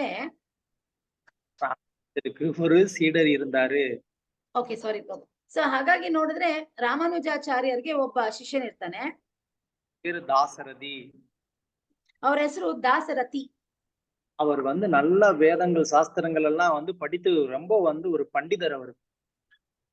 ಸೊ ಈ ಶಿಷ್ಯ ನೋಡಿದ್ರೆ ದಾಸರಥಿ ವೇದ ಜ್ಞಾನಗಳನ್ನ ಕಲಿಯೋದ್ರಾಗಿರ್ಲಿ, ಅದನ್ನ ಉಪಯೋಗಿಸೋದ್ರಾಗಿರ್ಲಿ ಅವನು ವೇದ ಪಂಡಿತನಾಗಿದ್ದ. அதே நேரத்துல இன்னொரு ஒரு பக்தர் இருந்தாரு, அவருக்கு பேரு வந்து பெரிய நம்பிகள்னு பேரு. பெரிய நம்பಿ. ಸೊ ರಾಮಾನುಜಾಚಾರ್ಯನ್ಗೆ ಇನ್ನೊಬ್ಬ ಶಿಷ್ಯರಿದ್ರು, ಅವರ ಹೆಸರು பெரிய நம்பி. அவருக்கு ஒரு பொண்ணு இருந்தாங்க. ಸೊ ಆ பெரிய நம்பிಗೆ ಒಂದು ಮಗಳಿದ್ಲು. அவங்கள கல்யாணம் பண்ணி கொடுத்தாங்க. ಸೊ ಆ ಹೆಣ್ಮಗುವನ್ನ ಒಬ್ರಿಗೆ ಮದುವೆ ಮಾಡಿ ಕೊಟ್ರು. அப்போ அவங்க வந்து அவங்க வீட்டுல இருந்து காவேரி கரைக்கு போய் தண்ணி எடுத்துட்டு வரணும் தினமும், அவங்களுக்கு அது. ಸೊ ಹಾಗಾಗಿ ಹೆಣ್ಮಗು ಏನ್ ಮಾಡ್ಬೇಕು ಅಂತ ಹೇಳಿದ್ರೆ, ಮನೆಗೆ ನೀರ್ ಬೇಕು ಅಂತ ಹೇಳಿ ದಿನನಿತ್ಯ ಅವಳು ಮನೆಯಿಂದ ಕಾವೇರಿ ತೀರಕ್ಕೆ ಹೋಗಿ ನೀರ್ ತುಂಬಿಸ್ಕೊಂಡು ಮನೆಗೆ ಬರ್ಬೇಕು. அது அந்த பொண்ணுக்கு ரொம்ப கஷ்டமா இருந்தது. ಸೊ ಹುಡುಗಿಗೆ ತುಂಬಾ ಕಷ್ಟ ಅನ್ಸ್ತಾ ಇತ್ತು. பொண்ணு வந்து அவங்க மாமியார் கிட்ட சொன்னாங்க, எனக்கு இது பண்ண முடியல, ரொம்ப கஷ்டமா இருக்கு, எனக்கு ஏதாவது துணைக்கு ஆள் கொடுங்க அப்படின்னு. ಸೊ ಅವಾಗ ಅವ್ರ ಅತ್ತೆಗೆ ಹೇಳಿದ್ಲಂತೆ, ಕಷ್ಟ ಆಗಿರೋದನ್ನ ನೋಡಿ, ಈ ತರ ಅತ್ತೆ ನನ್ಗೆ ಯಾರಾದ್ರೂ ಒಬ್ರು ನನ್ಗೆ ಸಹಾಯ ಮಾಡಕ್ಕೆ ನನ್ ಜೊತೆಗಾರರಾಗಿ ಯಾರನ್ನು ಕಳ್ಸ್ಕೊಡಿ, ನನ್ಗೆ ಇದ್ ಮಾಡಕ್ ಆಗ್ತಾ ಇಲ್ಲ ಅಂತ ಹೇಳಿದ್ಲಂತೆ. அதுக்கு அந்த அம்மா சொன்னாங்க, அதெல்லாம் நீ வரும்போது உன் வீட்டுல இருந்தே கொண்டு வரணும், இங்க வந்து எங்களை வந்து வேலைக்கு கூப்பிடுறியா அப்படின்னு சொல்லி திட்டினாங்க. ಸೊ ಅವಾಗ ಅವ್ರ ಅತ್ತೆ ಹೇಳಿದ್ರಂತೆ, ನಿನಗೆ ಸಹಾಯಕ್ಕೆ ಒಬ್ಬ ಸಹಾಯ ಮಾಡುವನ್ ಬೇಕು ಅಂತ ಹೇಳಿದ್ರೆ ಮದ್ವೆ ಮಾಡ್ಕೊಂಡ್ ಬರ್ಬೇಕಾದ್ರೆ ಅವ್ರನ್ನ ನಿಮ್ ಮನೆಯಿಂದಾನೇ ಕರ್ಕೊಂಡ್ ಬರ್ಬೇಕಾಗಿತ್ತು, ಇಲ್ಲಿ ಬಂದು ನಮ್ಮ ಹತ್ರ ನೀನು ಕೇಳೋದಲ್ಲ ಅಂತ ಹೇಳಿದ್ರಂತೆ. அந்த அம்மா வந்து அழுதுகிட்டே வந்துட்டு இங்க ராமானுஜர் கிட்ட வந்துட்டாங்க, இந்த மாதிரி வந்து என்னை அத்தையை வந்து திட்டுறாங்க அப்படின்னு சொல்லி. ಸೊ ಅವಾಗ ರಾಮಾನುಜಾಚಾರ್ಯರ ಹತ್ರ ಈ ಹುಡುಗಿ ಹತ್ಕೊಂಡು ಹೋಗಿ ಹೇಳ್ತಾಳಂತೆ, ನೋಡಿ ನಾನೊಬ್ಬ ಕೆಲ್ಸದವನನ್ನ ಕೇಳಿದೆ, ಆದ್ರೆ ನಮ್ಮ ಅತ್ತೆ ನನ್ಗೆ ಬೈದ್ರು ಅಂತ ಹೇಳಿ ಅವಳು ಹೋಗಿ ರಾಮಾನುಜಾಚಾರ್ಯರ ಹತ್ರ ಹೇಳ್ತಾ ಇದ್ದಾಳಂತೆ. அப்போ ராமானுஜாச்சாரியர் வந்து அவர் வந்து சுத்தி தன்னுடைய சீடர்கள் எல்லாரையும் பார்த்தாரு. அப்போ அவருடைய கண் பார்வை அந்த தாசரதி அப்படிங்கிறவர் மேல வந்து நின்னது, அவ்வளவுதான். உடனே அந்த பக்தர் வந்து, நான் இப்பவே அந்த அம்மா கூட போய் நான் எல்லா வேலையும் நான் பாக்குறேன் குருதேவா அப்படின்னு சொல்லிட்டு அவர் நமஸ்காரம் பண்ணிட்டு அந்த அம்மா கூட்டிட்டு போயிட்டாரு. ಸೊ ಹಾಗಾಗಿ ನೋಡಿದ್ರೆ ಯಾವಾಗ ಹುಡುಗಿ ಬಂದು ಹತ್ತಲ್ಲ, ಅವಾಗ ರಾಮಾನುಜಾಚಾರ್ಯರು ಏನ್ ಮಾಡ್ತಾರೆ, ಕೆಳಗಡೆ ಕೂತಿದ್ದ ಎಲ್ಲಾ ಶಿಷ್ಯರ ಮೇಲೆ ಒಂದು ಕಣ್ಣೋಟ ಬೀರಿಸ್ತಾರೆ. ಕಣ್ಣೋಟ ಬೀರಿಸಿದ ತಕ್ಷಣ ಅವರ ಕಣ್ಣೋಟ ದಾಶರಥಿಯ ಮೇಲೆ ನಿಂತುತ್ತೆ ಅಷ್ಟೇ. ಅವ್ರು ಏನ್ ಮಾತಾಡಿಲ್ಲ, ಏನಿಲ್ಲ, ಬರೀ ನೋಟ ಕೊಟ್ರು ಅಷ್ಟೇ. ತಕ್ಷಣ ದಾಶರಥಿ ಏನ್ ಮಾಡಿದ್ರು, ಎದ್ಬಿಟ್ಟು ಆಯ್ತು ಗುರುಗಳೇ, ನಾನ್ ಹೋಗಿ ಅವ್ರಿಗೆ ಸಹಾಯ ಮಾಡ್ತೀನಿ ಅಂತ ಹೇಳಿ ಆ ಹುಡುಗಿಯನ್ ಕರ್ಕೊಂಡು ಅವ್ರು ಹೋಗೇ ಬಿಟ್ರಂತೆ ಅವ್ರ ಮನೆಗೆ. அவர் வந்து ஒரு சன்னியாசி, அவர் வந்து ஒரு வேத சாஸ்திரங்கள்லாம் படித்த ஒரு பண்டிதர். அவர் வந்து என்ன பண்ணாரு, எல்லாத்தையும் விட்டுட்டு அந்த வீட்டுல போயிட்டு பாத்திரம் கழுவுறது, தண்ணி எடுத்து கொடுக்கறது, வாசல் கூட்டி கோலம் போடுறது, இந்த வேலையெல்லாம் பண்ணிட்டு இருந்தாரு. ಸೊ ಹಾಗಾಗಿ ನೋಡಿದ್ರೆ ದಾಶರಥಿ ಬಂದು ಒಬ್ಬ ಪಾಂಡಿತ್ಯವನ್ನ ಹೊಂದವನು, ಮತ್ತೆ ಅವರು ಸನ್ಯಾಸಿ ಆದ್ರೂ ಕೂಡ ಅವ್ರು ಏನ್ ಮಾಡಿದ್ರು, ಎಲ್ಲವನ್ನ ಬಿಟ್ಬಿಟ್ಟು ಸೀದಾ ಈ ಹುಡುಗಿ ಮನೆಗೆ ಹೋಗಿ ಅಲ್ಲಿ ಪಾತ್ರೆ ತೊಳೆಯೋದು, ಬಟ್ಟೆ ಒಗೆಯೋದು, ನೀರ್ ತುಂಬಿಸೋದು, ಈ ಕೆಲ್ಸಗಳನ್ನೆಲ್ಲ ಮಾಡ್ತಾ ಇದ್ರಂತೆ. இதுதான் வந்து உண்மையான வினயம். அந்த வித்தியினால அவர் கர்வப்படல. அவர் என்ன எப்படி இருக்கிறாரு, அவர் வினயமா இருக்கிறாரு. ಸೊ ಇದರಿಂದ ನಮ್ಗೆ ಏನ್ ಅರ್ಥ ಆಗುತ್ತೆ ಅಂದ್ರೆ ದಾಸರಥಿ ಎಷ್ಟೇ ಪಾಂಡಿತ್ಯ ಪಡೆದಿದ್ರು ಆ ವಿದ್ಯೆದಲ್ಲಿ ಒಂದು ವಿನಮ್ರತೆ ಇದೆ, ಒಂದು ವಿನಯತೆ ಇದೆ. ಆ ವಿನಯತೆಯನ್ನ ಒಬ್ರು ನಾವು ಕಲ್ತ್ಕೋಬೇಕು. நம்ம ஏதோ வந்து இங்க ஒரு பௌதிக கல்வியில ஒரு இன்ஜினியரிங் படிச்சுட்டோம், நம்ம ஒரு சாஃப்ட்வேர் கம்பெனிக்கு வேலைக்கு போயிட்டோம் அப்படின்னால நாங்களாம் வந்து இதெல்லாம் பண்ண மாட்டோம், நாங்களாம் இன்ஜினியர் அப்படின்னு சொல்லி நம்ம வந்து என்ன பண்றோம், அப்படியே வந்து ಭಗವಾನಿಗೆ ಸೇವೆ பண்றதுக்கு நம்ம தயங்குறோம். ಸೊ ನಾವೇನ್ ಮಾಡ್ತೀವಿ, ಭೌತಿಕವಾಗಿ ನಮ್ಗೆ ಎಲ್ಲಾ ಜ್ಞಾನ ಇದೆ, ನಾನೊಂದ್ ಸಾಫ್ಟ್ವೇರ್ ಇಂಜಿನಿಯರು, ನಾನೊಬ್ಬ ಏನೋ ಡಾಕ್ಟರು ಅಂತ, ಲಾಯರು ಅಂತ ಹೇಳ್ಕೊಂಡು ನಾವೇನ್ ಮಾಡ್ತೀವಿ, ಭಗವಂತನ ಸೇವೆಯನ್ನ ಮಾಡಕ್ಕೆ ನಾವು ಹಿಂಜರಿಸ್ತೀವಿ. ನಾವು ಇದು ನಂದು ಸೇವೆ ಅಲ್ಲ, ಇದ್ ನಾನ್ ಮಾಡ್ಬೇಕಾಗಿದ್ದಿಲ್ಲ ಅಂತ ಹೇಳಿ ನಾವೇನ್ ಮಾಡ್ತೀವಿ, ಭಗವಂತನ ಸೇವೆಯನ್ನ ಹಿಂಜರಿಸ್ತೀವಿ. நம்ம அந்த மாதிரி வந்து சேவை பண்ணல அப்படின்னு சொன்னா நம்மளுடைய புலன்களோ மனசோ புத்தியோ எதுவுமே தூய்மை அடையாது. ಸೊ ಈ ತರ ನಾವು ಸೇವೆ ಮಾಡಿಲ್ಲ ಅಂದ್ರೆ ನಮ್ಮ ಮನಸ್ಸು, ಬುದ್ಧಿ, ದೇಹ ಯಾವುದು ಪರಿಶುದ್ಧ ಆಗಲ್ಲ, ಅದು ವಿನಯವನ್ನ ಕಲಿಯಲ್ಲ. ஸோ அதனால ஒரு பக்தர் அவருக்கு உயர்ந்த பிறப்பு இருக்கலாம், அவர் நிறைய படிச்சிருக்கலாம், அவர்கிட்ட நிறைய செல்வம் இருக்கலாம், அழகா இருக்கலாம், எதுவா வேணா இருக்கலாம். ஆனா அதோடைய மொத்த கன்க்ளூஷன் என்னன்னா, நான் பகவானுடைய சேவகன் அப்படிங்கிறது. அந்த பகவானுடைய சேவகன்கிற அந்த நிலையில ஒருத்தர் எப்போ நினைச்சிருக்காரோ அப்பதான் அவர் வந்து என்ன செய்ய முடியும், கீர்த்தனியா சதாகரி. ಸೊ ಯಾವ ಒಬ್ಬ ಭಕ್ತ ಒಂದು ಉತ್ತಮ ಕುಲದಲ್ಲಿ ಹುಟ್ಟಿರ್ಬಹುದು, ಐಶ್ವರ್ಯಗಳಲ್ಲಿ ಮೆದಕಿರ್ಬಹುದು, ಮತ್ತೆ ಅವರು ವೇದ ಜ್ಞಾನವನ್ನ ಪಡೆದಿರ್ಬಹುದು, ಅಥವಾ ಸೌಂದರ್ಯ ಹೊಂದಿರಬಹುದು. ಹೀಗಿದ್ರೂ ಕೂಡ ಯಾವಾಗ ಅವರು ಭಗವಂತನ ಸೇವೆಯಲ್ಲಿ ತನ್ನನ್ನ ತೊಡಗಿಸಿಲ್ವೋ, ಅದೆಲ್ಲ ಇದ್ರೂ ಕೂಡ ಅದೆಲ್ಲವೂ ಅನಿವಾರ್ಯವಾಗಿ ಹೋಗುತ್ತೆ ಎಂಬುದೇ ಅರ್ಥ. ಇದನ್ನ ಜಯಿಸಿ ಮೇಲೆ ಬಂದವರೇ ನಿಜವಾಗಿ ಪರಂ ವಿಜಯತೆ ಶ್ರೀಕೃಷ್ಣ ಸಂಕೀರ್ತನವನ್ನ ನಿರಂತರವಾಗಿ ಮಾಡತಕ್ಕವರು ಎಂಬುದು ಅರ್ಥ ಆಗುತ್ತೆ. ಓಕೆ, ನಾಲ್ಕಾவது ಮಾನ. ಸೊ ನಾಲ್ಕನೆಯದು ಮಾನ. அப்படின்னா எல்லாருக்குமே வந்து மரியாதை கொடுக்கறது, அனைவருக்கும் மரியாதை கொடுத்தல். ಸೊ ಇದಕ್ಕೆ ಏನರ್ಥಪ್ಪ ಅಂತ ಹೇಳಿದ್ರೆ, ಎಲ್ಲರಿಗೂ ಸಮವಾಗಿ ನಾವು ಮರ್ಯಾದೆಯನ್ನ ಕೊಡಬೇಕಾಗಿರೋದು. எல்லாருக்கும் மரியாதை கொடுக்கறது அப்படின்னா, ஓகே நான் வந்து அவங்களுக்கு நமஸ்காரம் பண்ணாதான் அவங்க எனக்கும் பதிலுக்கு நமஸ்காரம் பண்ணுவாங்கன்னு கிடையாது. அவங்க நமஸ்காரம் விட்டா கூட நம்ம அவங்களுக்கு நமஸ்காரம் பண்ணணும்.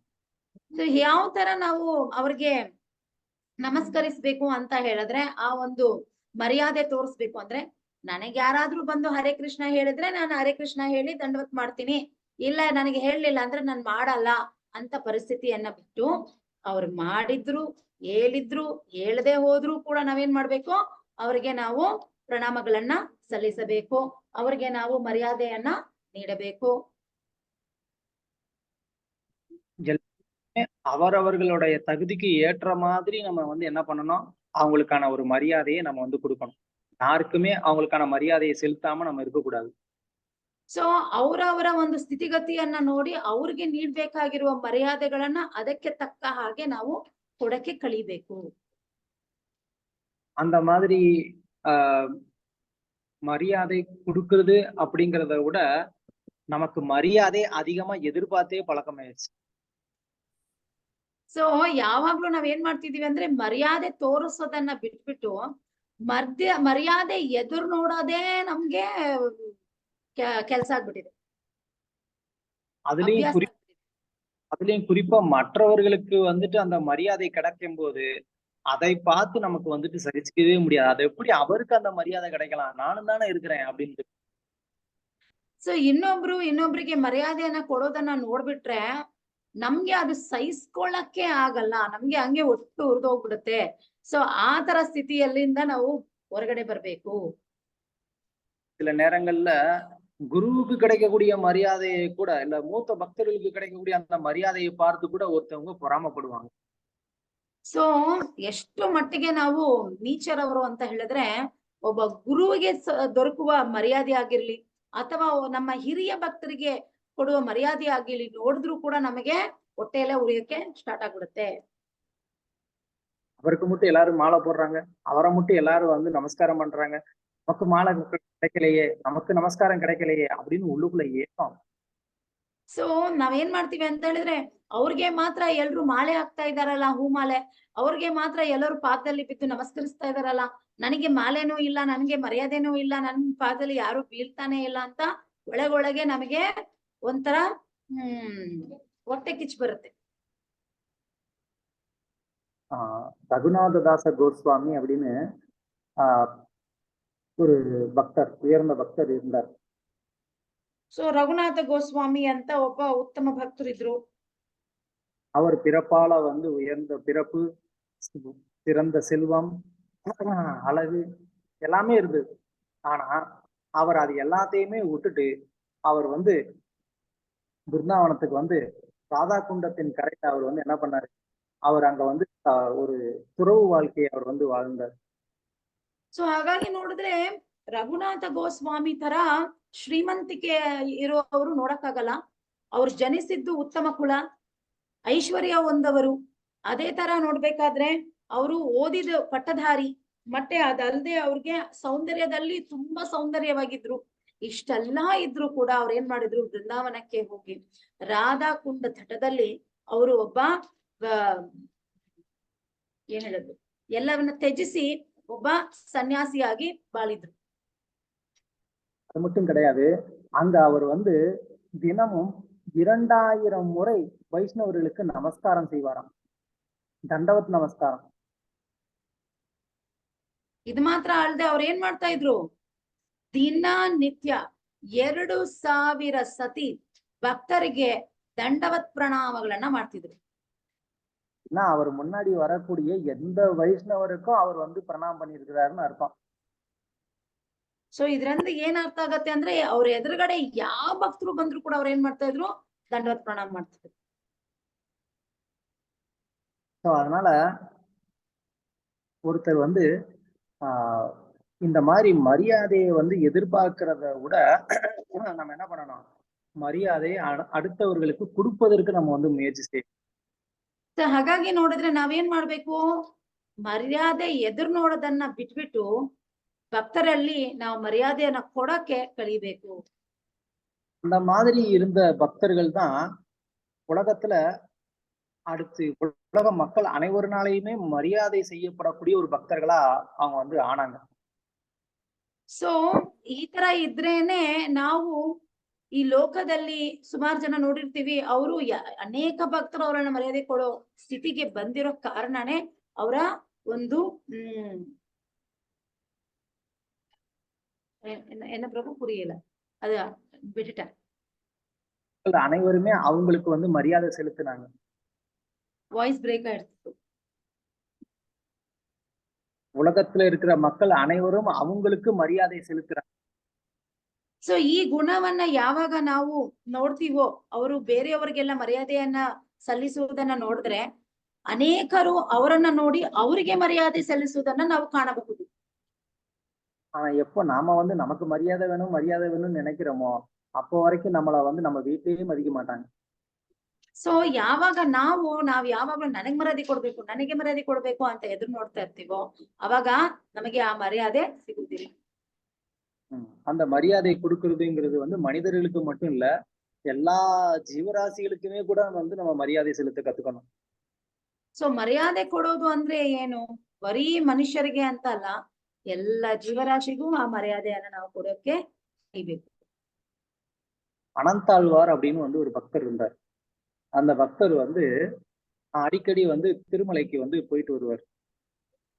ಸೊ ಅನಂತಾಳ್ವಾರ್ ಅಂತ ಒಬ್ಬ ಭಕ್ತರಿದ್ರು, ಅವರು ದಿನನಿತ್ಯ ತಿರುಪತಿಗೆ ಹೋಗಿ ಬರ್ತಿದ್ರು. ದಿನನಿತ್ಯ ಇಲ್ಲ, ಅಡಿக்கடி போயிட்டு வருவார். Not daily. ಓಕೆ, ಅಂದ್ರೆ ಪ್ರಭು ಹೇಳ್ತಾ ಇದ್ರೆ ಅವಾಗ ಹೋಗಿ ಬರ್ತಿದ್ರು. அப்படி ஒரு முறை திருமலை போயிட்டு வர்றாரு. வரும்போது அவர் அங்க இருந்து வழியில சாப்பிடுறதுக்காக பிரசாதம் எடுத்துட்டு வர்றாரு. ಸೊ ಹಾಗೆ ಹೋಗಿ ಬರ್ಬೇಕಾದ್ರೆ ಅವ್ರ ಏನ್ ಮಾಡ್ತಾರೆ ಅಂದ್ರೆ, ದಾರಿಯಲ್ಲಿ ಊಟ ಮಾಡಕ್ಕೆ ಅಂತ ಸ್ವಲ್ಪ ಪೊಟ್ಲಿಯಲ್ಲಿ ಊಟವನ್ನ ಪ್ಯಾಕ್ ಮಾಡ್ಕೊಂಡು ಬಂದಿರ್ತಾರೆ. அப்போ அவர் வந்து மலையில இருந்து கீழே இறங்கி வந்துட்டாரு. கொஞ்சம் தூரம் தள்ளி வந்ததுக்கு அப்புறமா பசிக்குது சாப்பிடலாம் அப்படின்னு சொல்லி அந்த பிரசாதத்தை திறந்து பார்த்தாரு. பார்த்தா அதுல எறும்பு இருந்துச்சு. ಸೊ ಏನಾಯ್ತು ಅಂತ ಹೇಳಿದ್ರೆ ದಾರಿಯಿಂದ ಬಂದ್ರು ಮಳೆ ಬೆಟ್ಟದಿಂದ ಕೆಳಗ್ ಬಂದು ಇವಾಗ ಹಸಿವಾಗ್ತಾ ಇದೆ, ಸ್ವಲ್ಪ ಊಟ ಮಾಡೋಣ ಅಂತ ಹೇಳಿ ಅವ್ರ ತಂದೆದ ಒಂದು ಪೋಷಣವನ್ನು ಓಪನ್ ಮಾಡಿದ್ರು. ತೆಗೆದು ನೋಡಿದ್ರೆ ಅಲ್ಲಿ ಇರುವೆಗಳೆಲ್ಲ ಆ ಅನ್ನವನ್ನು ತಿಂತಿತ್ತು.